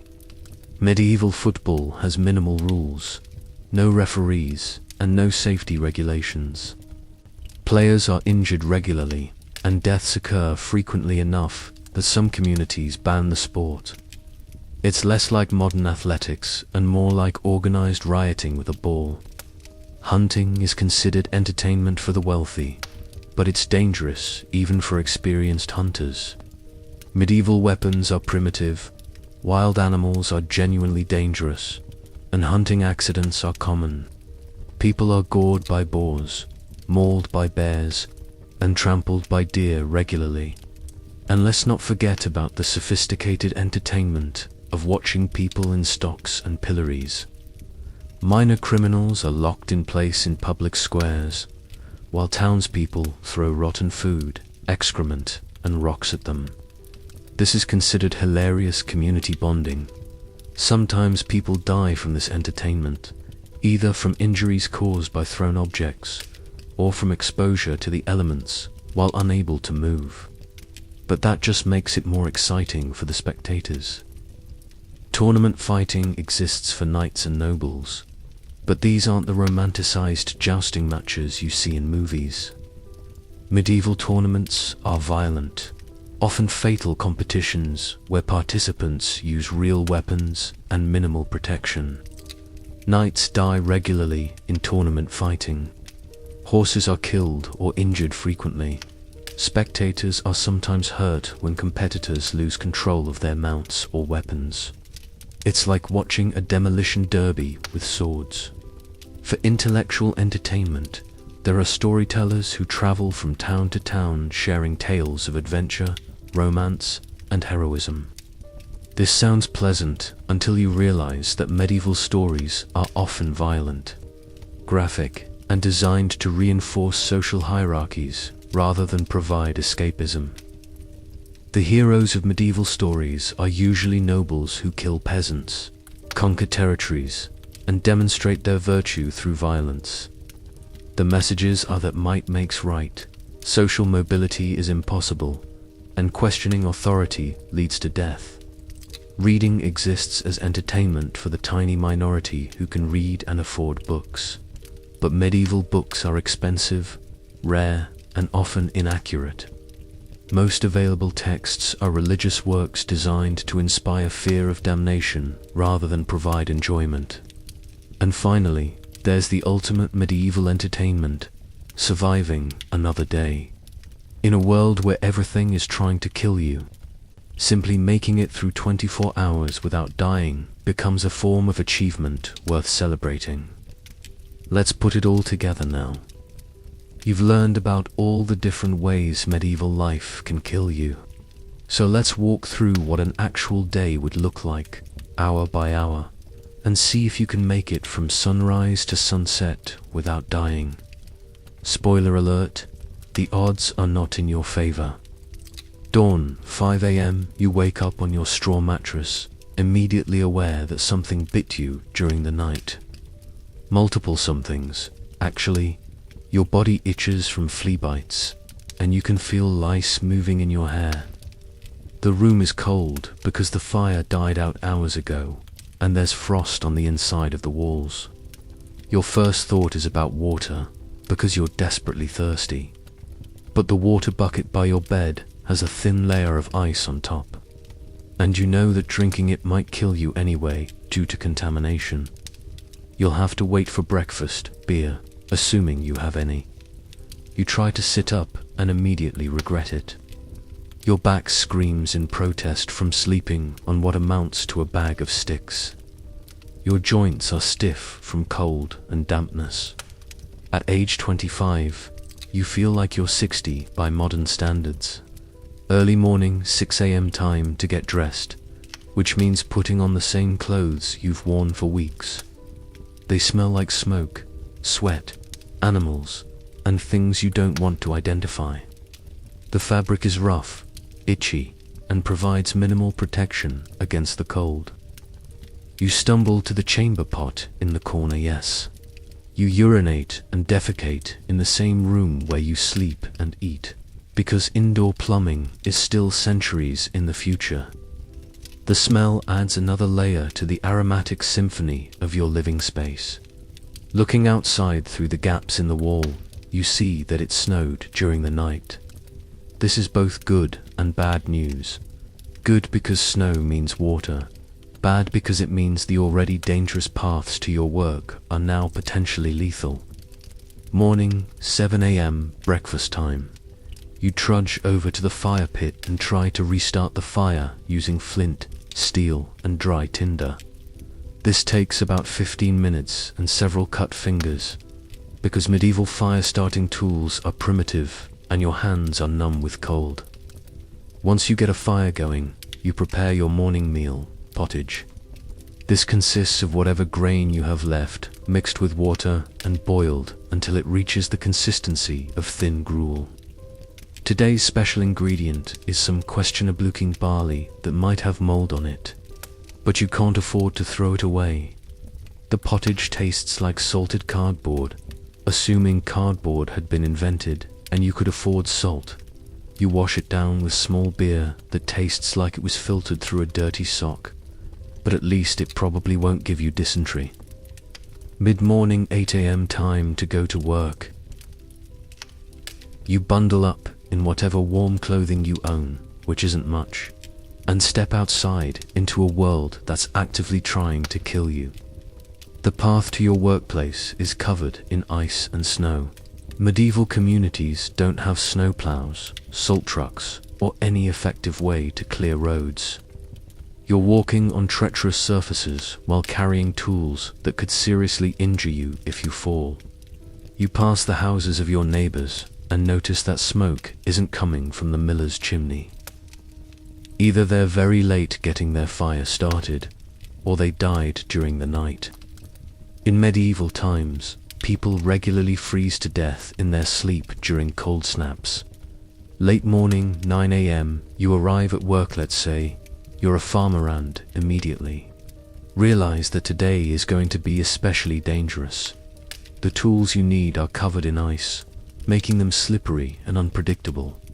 The animals are agitated by the cold weather and more likely to kick or bite. Your first task is breaking ice on the water troughs so the livestock can drink. This involves using a heavy tool to smash through ice while standing on slippery ground, surrounded by large, unpredictable animals. It's like playing Russian roulette with farm equipment. One of the cows seems sick, she's not eating and looks lethargic. In your modern life, you'd call a veterinarian. In medieval times, you hope she gets better on her own, because losing livestock could mean starvation for your family.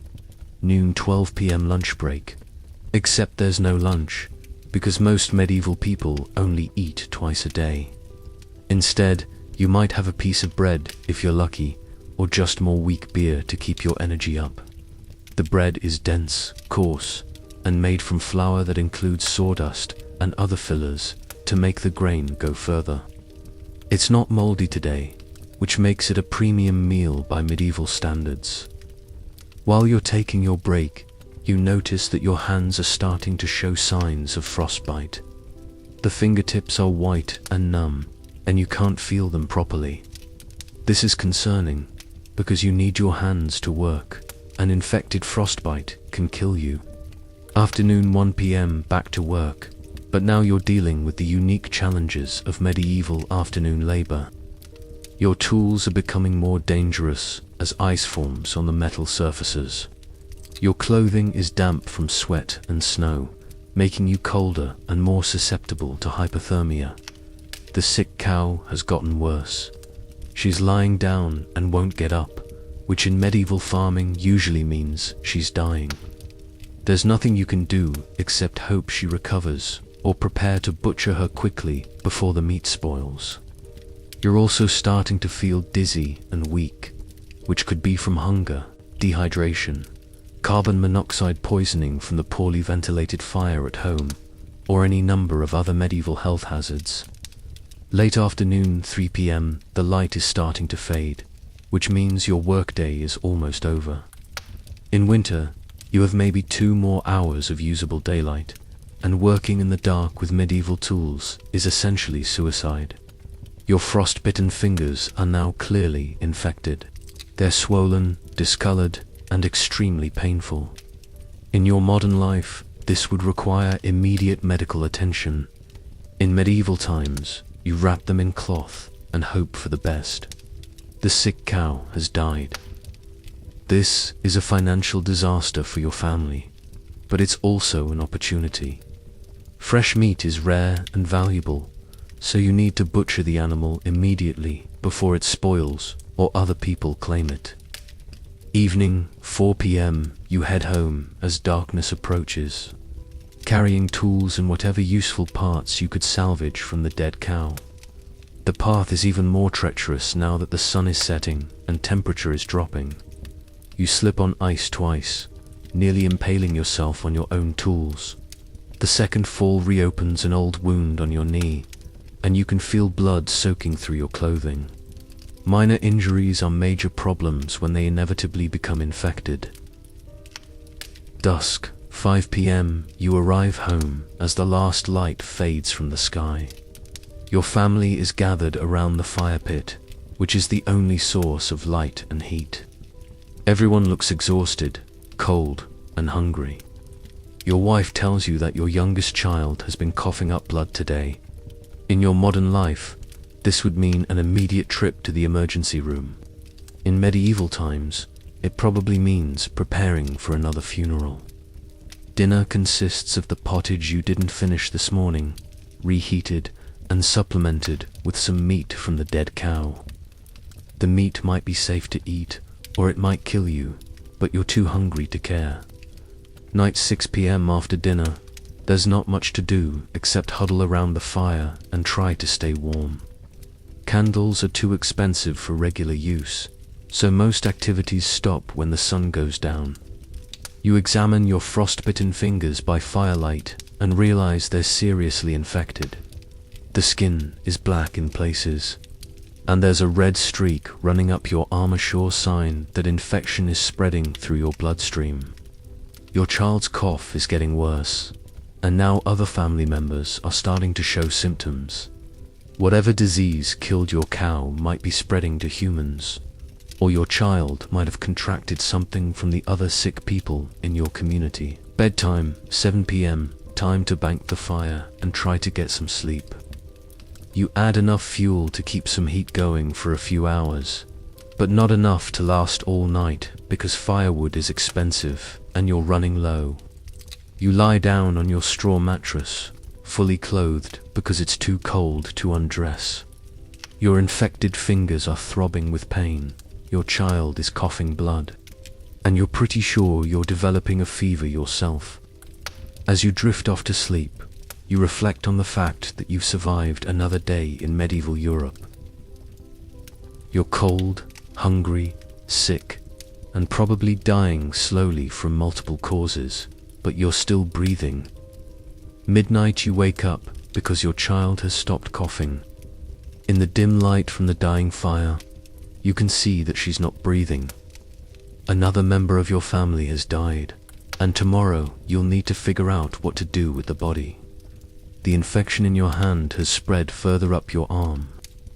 You're running a high fever, and you know that without modern medical treatment, you'll probably be dead within a week. But hey, you made it through one complete day in medieval times. That's more than many people manage. Now you just need to survive tomorrow, and the day after that, and the day after that, until something finally kills you. Which, statistically speaking, will probably be soon. So we've walked through a complete medieval day, and by now you're probably starting to understand why the title of this video isn't hyperbole.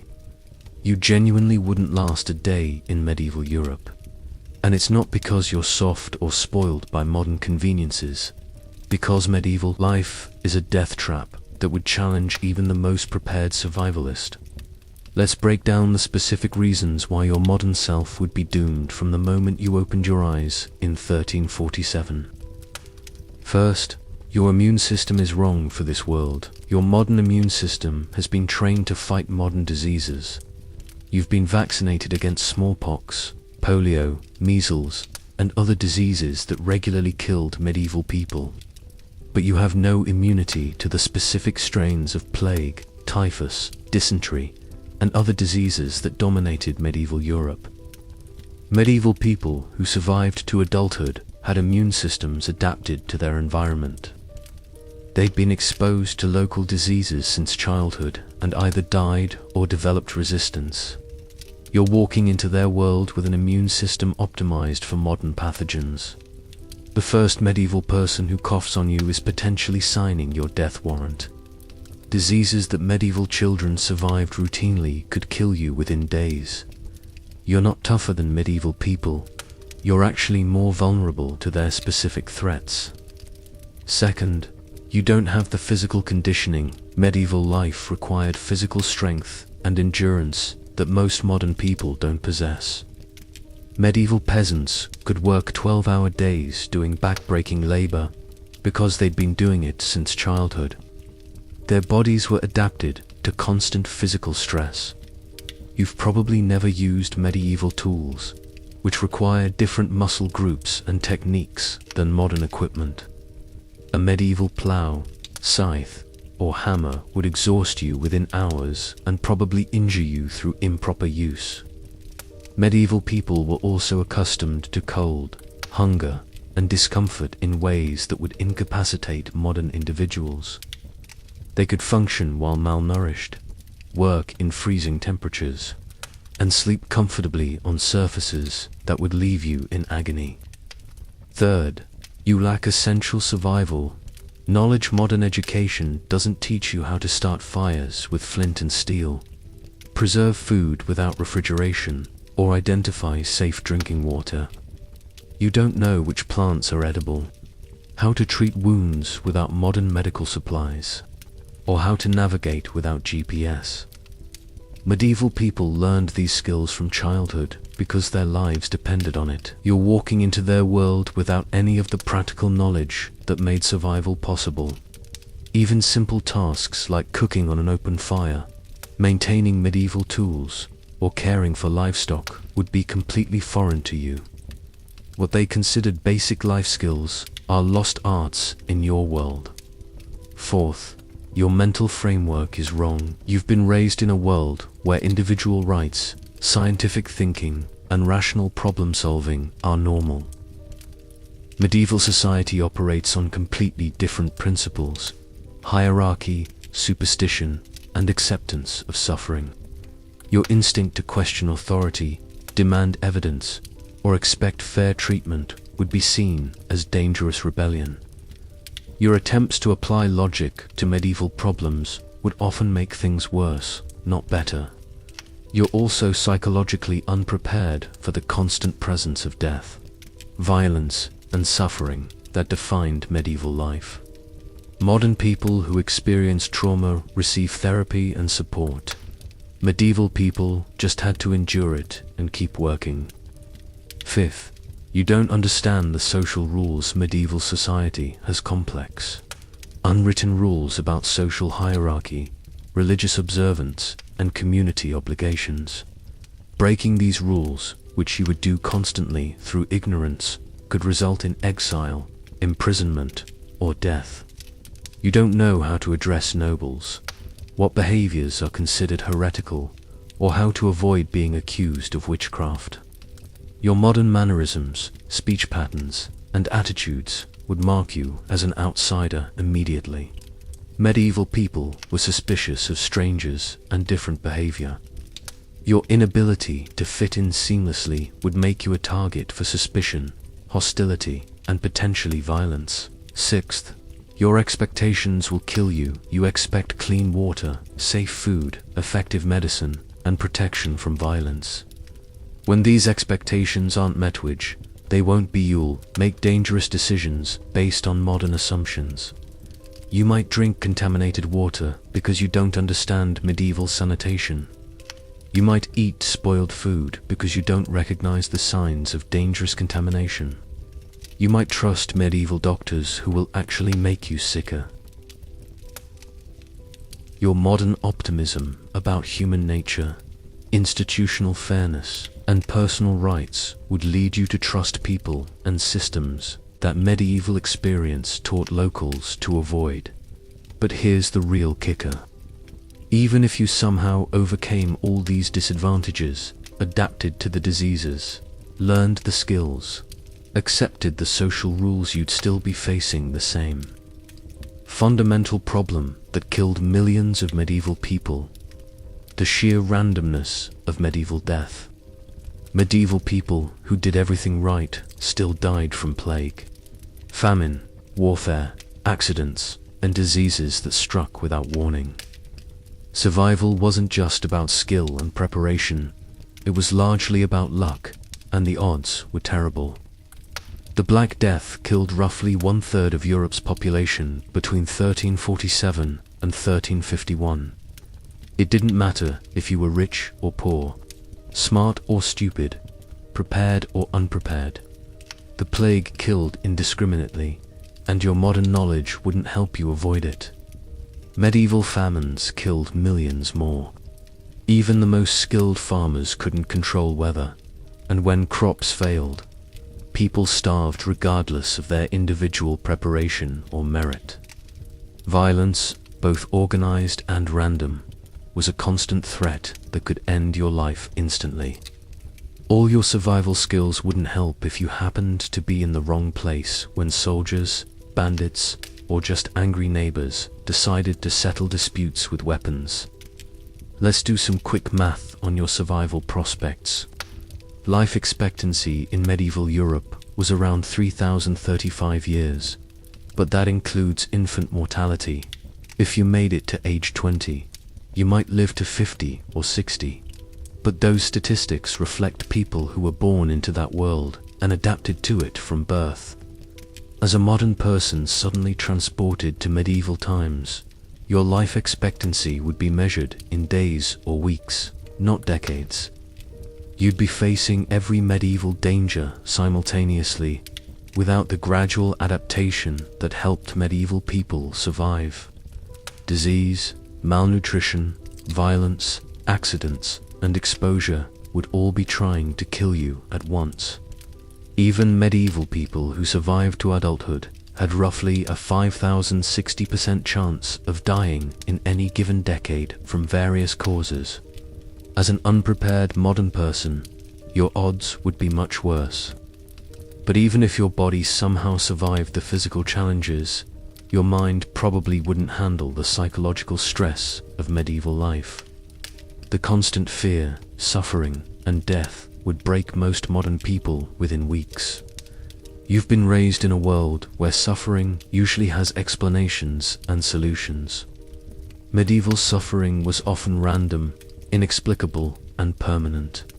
People died horribly for no reason, and there was nothing anyone could do about it.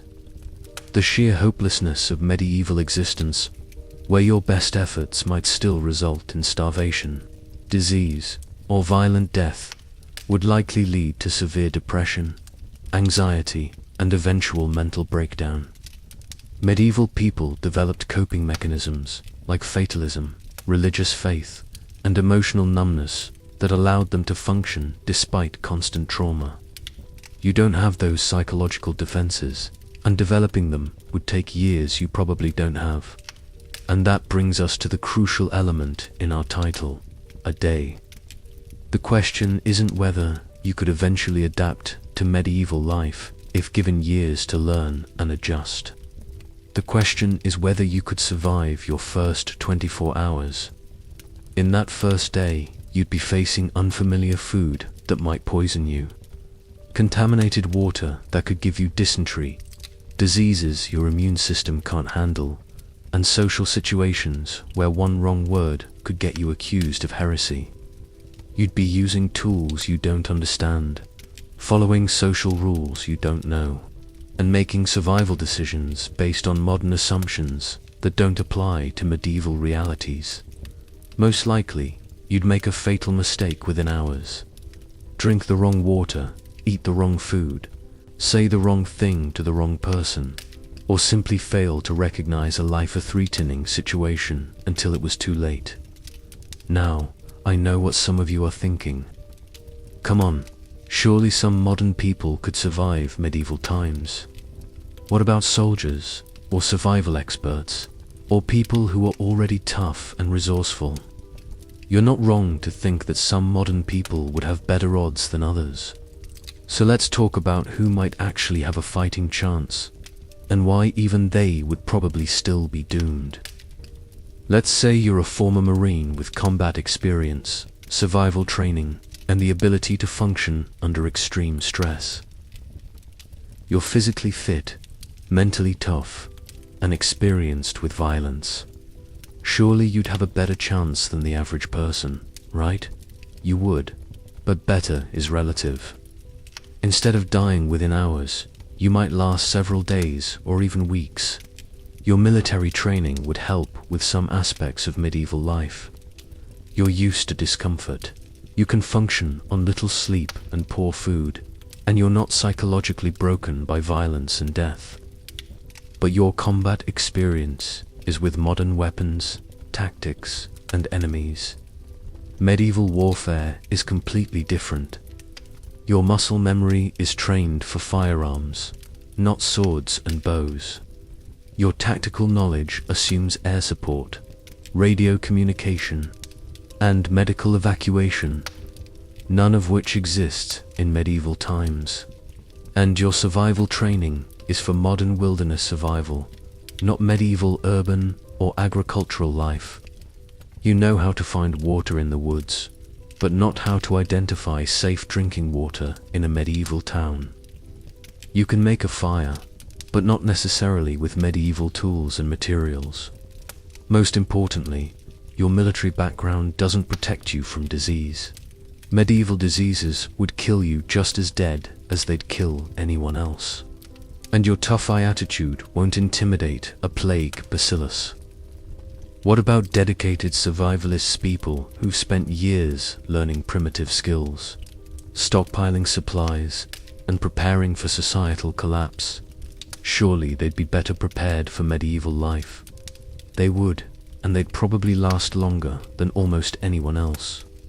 Survivalists often practice skills that are genuinely useful in medieval contexts: fire-making, food preservation, basic medicine, and living without modern conveniences. But even the most dedicated survivalist is practicing these skills as a hobby in a modern context. They're making fires with store-bought steel and flint, preserving food as an experiment, knowing they have a refrigerator as backup, and treating wounds with supplies that include modern antiseptics and bandages. Medieval life isn't a weekend camping trip or even a month-long survival challenge. It's permanent, with no safety net, no modern backup options, and no end date when you can return to comfort and safety. And survivalists are usually preparing for temporary disruptions to modern society, not permanent transport to a completely different world with different diseases, different social rules, and different fundamental assumptions about how life works. Medical professionals would seem to have obvious advantages in a world where disease is the biggest killer. A modern doctor knows more about medicine than any medieval physician, right? True, but that knowledge is mostly useless without modern tools, medicines, and facilities. Knowing that an infection is caused by bacteria doesn't help if you don't have antibiotics. Understanding nutrition doesn't matter if you can't get proper food. Recognizing symptoms is irrelevant if you can't treat the underlying conditions. Medieval medicine requires different skills than modern medicine.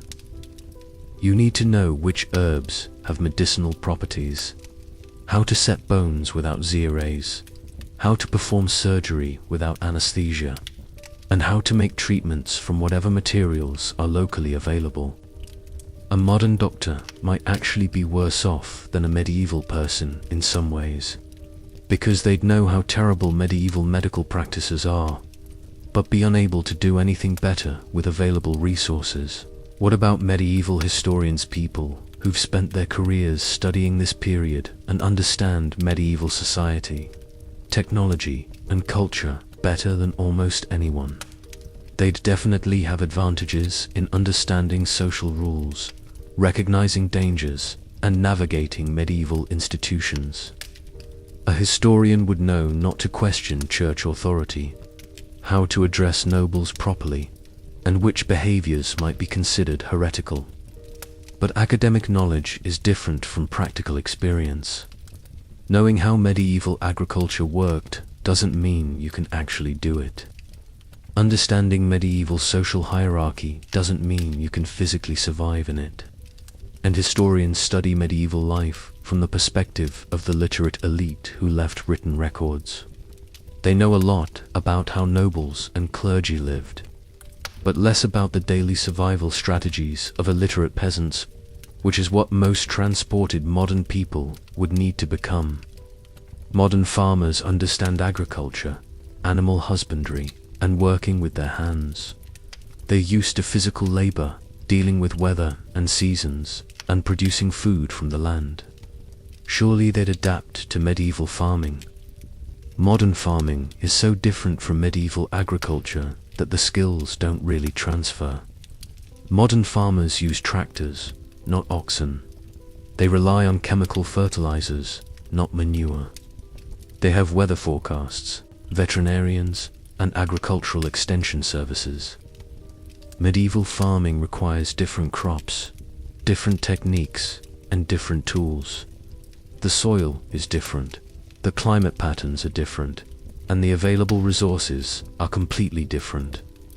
A modern farmer might adapt better than most people, but they'd still be learning an entirely new profession while simultaneously dealing with all the other challenges of medieval life. What about devoutly religious people? Wouldn't they fit in better with medieval Christian society? In some ways, yes. Understanding religious hierarchy, accepting authority, and finding comfort in faith would all be advantages in medieval society. But modern Christianity is very different from medieval Catholicism. Modern religious people expect personal relationships with God, individual interpretation of Scripture, and churches that provide comfort and community support. Medieval Christianity is about fear, hierarchy, and institutional control. The God of medieval sermons is angry and judgmental, ready to damn people for minor infractions. The church is a political institution that demands money and obedience, not a source of personal comfort. Even the most religious modern person would find medieval Christianity alien and potentially disturbing. Here's the reality. Even the most prepared, skilled, and adaptable modern person would struggle to survive medieval life. The few who might last longer than a day would still be facing overwhelming odds against long-term survival. Medieval people survived because they were born into that world and adapted to it gradually. They developed immunities to local diseases, learned essential skills from childhood, and built social networks that provided mutual support. You can't replicate that preparation and adaptation in a day, a week, or even a month. The learning curve is too steep, the dangers too immediate, and the margin for error too small. Even if you had modern knowledge that could theoretically help, like understanding germ theory or basic first aid, you'd lack the resources and social context to apply that knowledge effectively. And we haven't even talked about the biggest challenge yet, the fact that we've been discussing 1347, right before the Black Death arrives. Even if you somehow survived all the normal dangers of medieval life, you'd still be facing one of the worst pandemics in human history. The plague killed roughly 3,060% of Europe's population over the next few years. It didn't matter if you were tough, smart, prepared, or lucky. The disease killed indiscriminately, and nobody had effective treatments or prevention strategies. So even our hypothetical super survivor, ex-military survivalist doctor with extensive historical knowledge, would still have only a 4,070% chance of surviving the plague years, assuming they made it that far in the first place. The real question isn't whether some exceptional modern person could theoretically survive medieval times if everything went perfectly. The question is whether an average person dropped into medieval Europe without preparation could survive their first day. And the answer to that question is almost certainly no. Before we wrap up this medieval nightmare, let's take a moment to reflect on what this journey through history's worst living conditions tells us about our modern world. Because understanding why you wouldn't survive medieval times isn't just about appreciating historical suffering, it's about recognizing the incredible achievements of modern civilization. When we talked about medieval medicine, we focused on how spectacularly wrong and dangerous it was. But flip that around. Modern medicine is so effective that we take literal miracles for granted. You live in a world where small cuts don't kill you. Think about that. A minor injury that would be a potential death sentence in medieval times is now so trivial that you might not even bother with a bandage. You've probably never seen someone die of an infected tooth, but that was a common cause of death for centuries. You've never watched a child die of diseases that are now prevented with routine vaccinations. You've never lost half your family to epidemics that sweep through communities. Modern anesthesia means that surgery isn't torture. Antibiotics mean that infections are inconveniences rather than death sentences. Blood transfusions, organ transplants, and cancer treatments routinely save lives that would have been lost instantly in any previous era.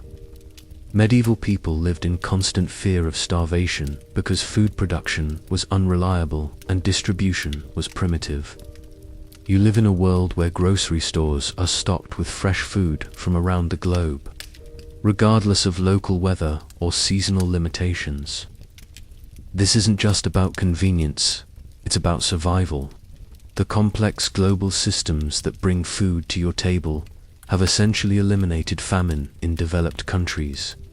You can eat strawberries in winter, tropical fruits in temperate climates, and fresh vegetables year-round without thinking about the massive logistical achievements that make this possible. Clean water flows from taps in your home, something that would have seemed like magic to medieval people. You don't think about water treatment plants, distribution systems, or quality monitoring because they work invisibly in the background. The electrical grid provides power that enables everything from life-saving medical equipment to the light bulb that lets you read after dark. Medieval people's lives were constrained by daylight hours. Yours aren't. Medieval people lived in a world where individual misfortune meant potential death. Injury, illness, job loss, or family death could quickly lead to starvation and homelessness with no recourse. Modern societies have constructed elaborate systems to catch people when they fall. Unemployment insurance, disability benefits, healthcare systems, food assistance, and housing support. These aren't perfect systems, and they don't solve all problems. But they represent a fundamental shift in how societies care for vulnerable members.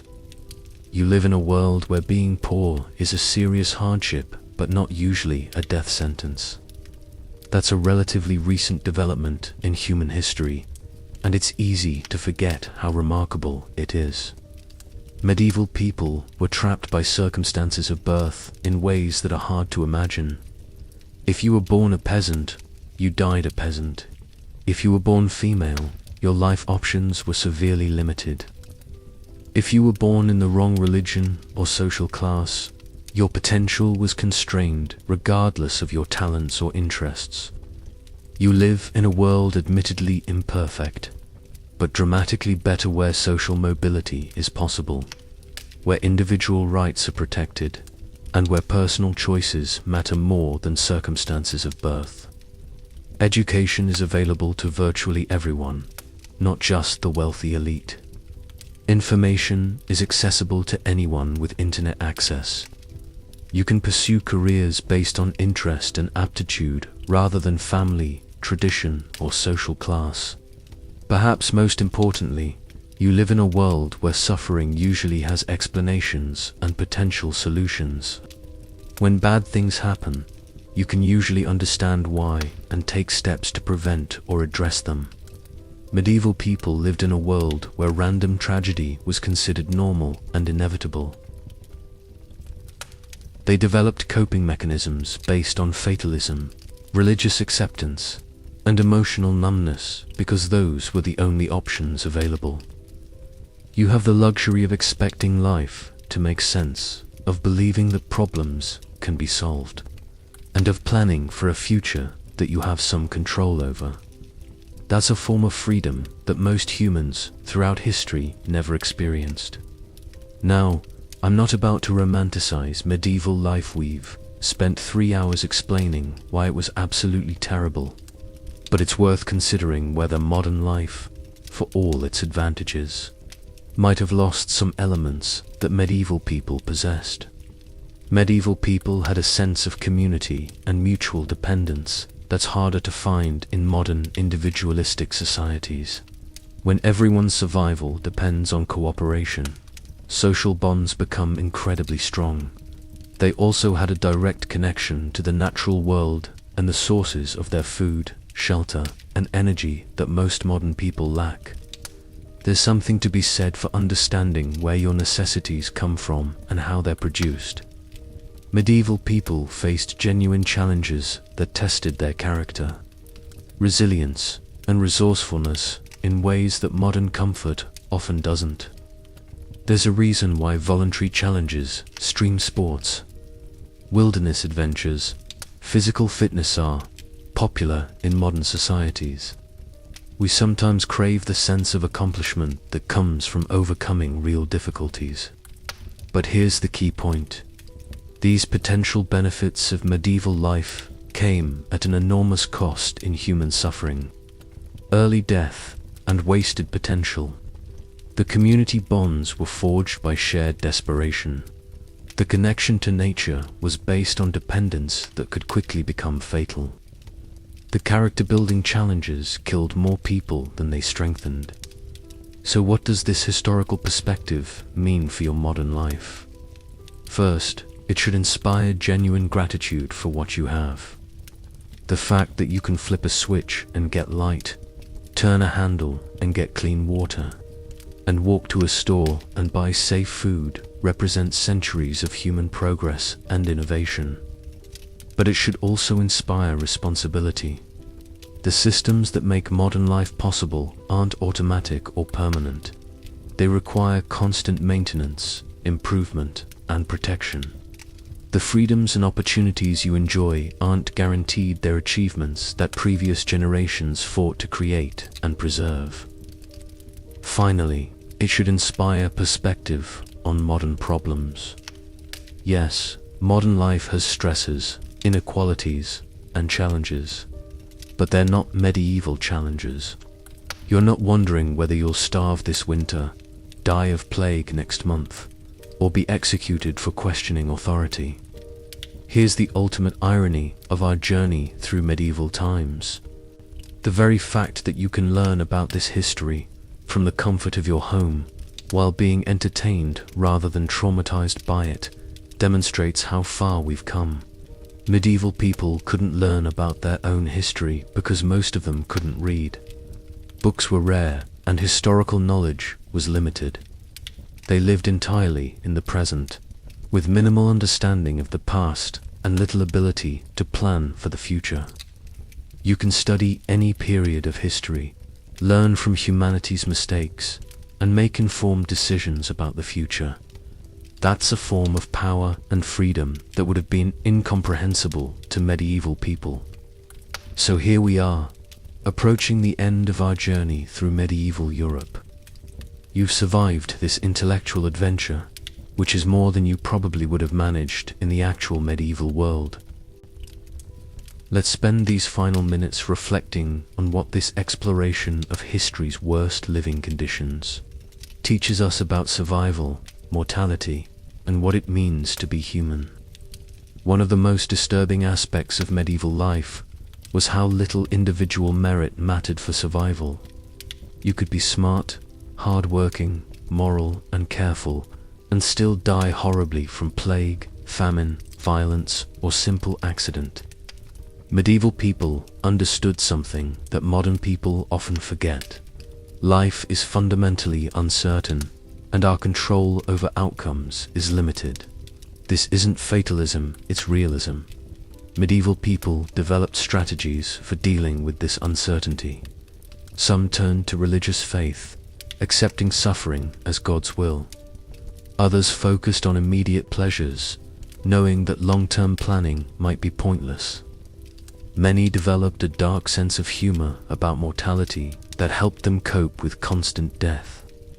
Modern people, protected by systems that reduce randomness and increase predictability, sometimes forget how precarious existence can be. We make long-term plans, assume gradual progress, and expect rational outcomes from our efforts. Medieval experience suggests that these assumptions, while often valid in modern contexts, shouldn't be taken for granted. Medieval people lived in a world where social hierarchies were considered natural and unchangeable, where religious authority was unquestionable, and where scientific inquiry was dangerous. These weren't just political arrangements. They were fundamental assumptions about how reality worked. Modern people live in different social constructions of reality, where individual rights are assumed, scientific thinking is valued, and social mobility is possible. But these aren't natural laws, they're human creations that had to be fought for and defended. Understanding medieval mindsets helps us recognize that our modern assumptions aren't inevitable or permanent. The freedoms and opportunities we take for granted are historical achievements that could potentially be lost if not actively maintained.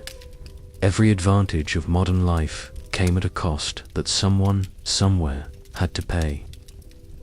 Modern medicine exists because countless people died while doctors gradually learned what works and what doesn't. Modern political freedoms exist because people fought and died for them. Modern economic systems exist because societies experimented with different arrangements and learned from failures. Medieval people paid many of the costs for our modern advantages. They lived through the trial and error process that eventually led to better systems. Their suffering wasn't pointless, was part of the slow, painful process by which humanity learned to create better living conditions. This doesn't mean we should romanticize medieval suffering or accept modern injustices as necessary costs of progress.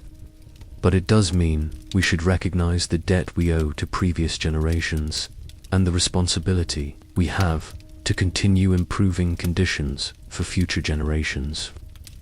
Despite the vast differences between medieval and modern life, human nature remains remarkably consistent.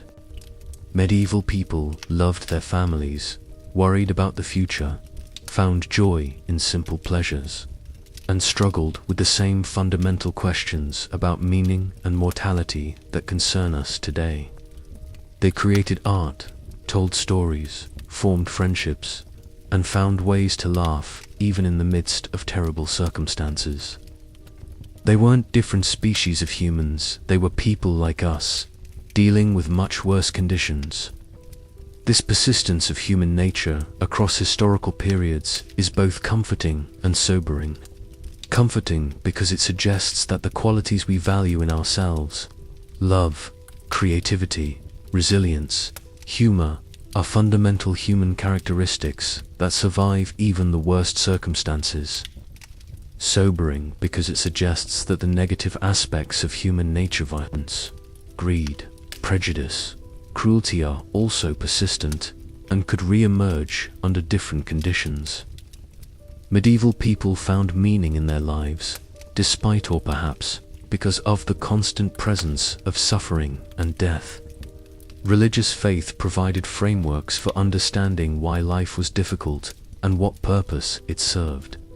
Community bonds created mutual support and shared identity. Even simple survival became a meaningful achievement. Modern people, with much better living conditions, sometimes struggle more with questions of meaning and purpose. When basic survival is assured, other questions become more pressing. What should I do with my life? What makes existence worthwhile? How do I find fulfillment? Medieval experience suggests that meaning doesn't require comfort or security. People found purpose in the midst of plague, war, and starvation. But it also suggests that meaning requires some framework, religious, philosophical, or social, for understanding individual existence in larger contexts. Perhaps the most practical lesson from our medieval journey is the value of historical perspective on modern problems. When you understand how much worse life could be and has been for most of human history, it becomes easier to appreciate what you have and to maintain perspective on current challenges. This doesn't mean modern problems aren't real or important. Unemployment, illness, relationship troubles, and other contemporary challenges cause genuine suffering that shouldn't be minimized. But historical perspective can help distinguish between problems that are serious and problems that are existential. You're facing modern challenges, with modern resources and modern possibilities for solutions. Medieval people faced much worse challenges, with much fewer resources and much more limited options. That comparison doesn't solve your problems, but it might help you approach them with greater confidence and resilience. Modern civilization is still an experiment in progress. We've solved many problems that plagued medieval people, but we've created new problems that they never had to deal with. Climate change, nuclear weapons, artificial intelligence, and global economic systems present challenges that no previous generation faced.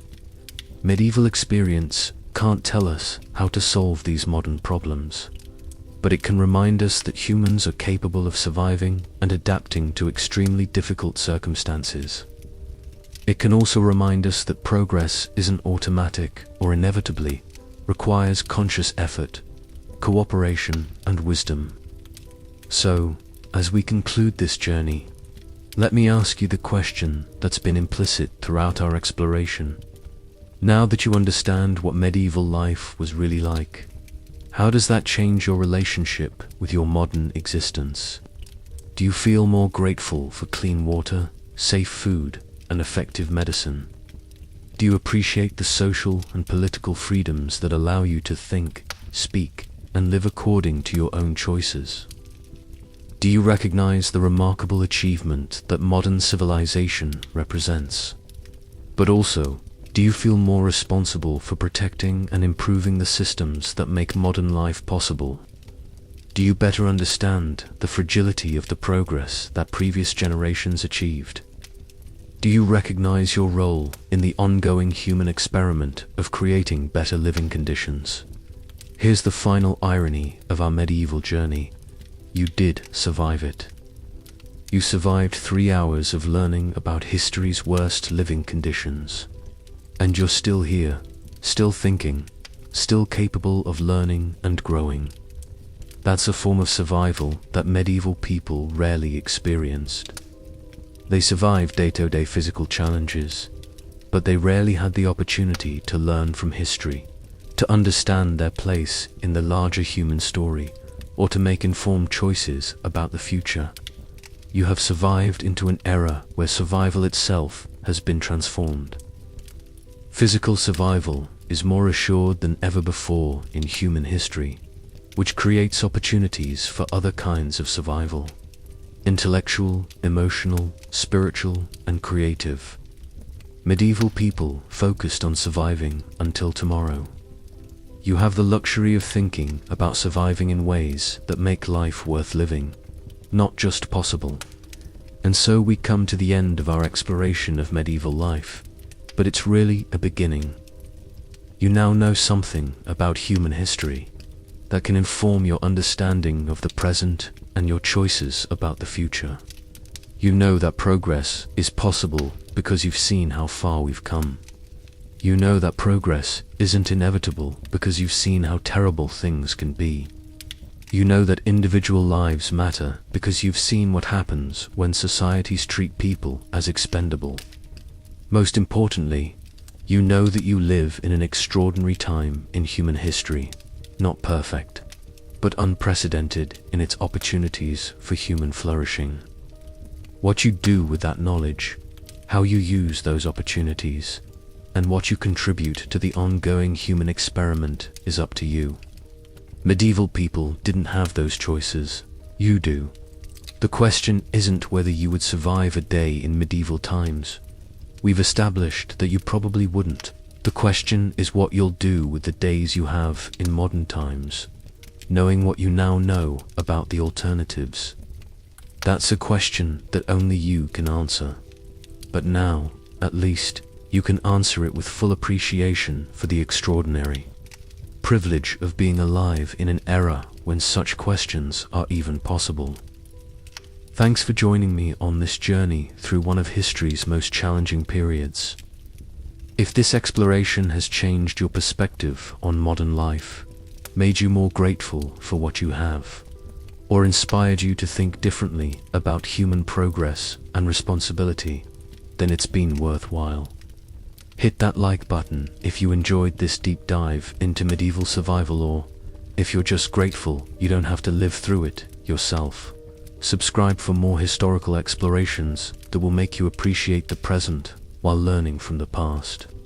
And let me know in the comments, what aspect of medieval life surprised you the most? What modern convenience are you most grateful for after learning about medieval alternatives? And do you think there's anything positive we could learn from medieval approaches to community, resilience, or finding meaning in difficult circumstances?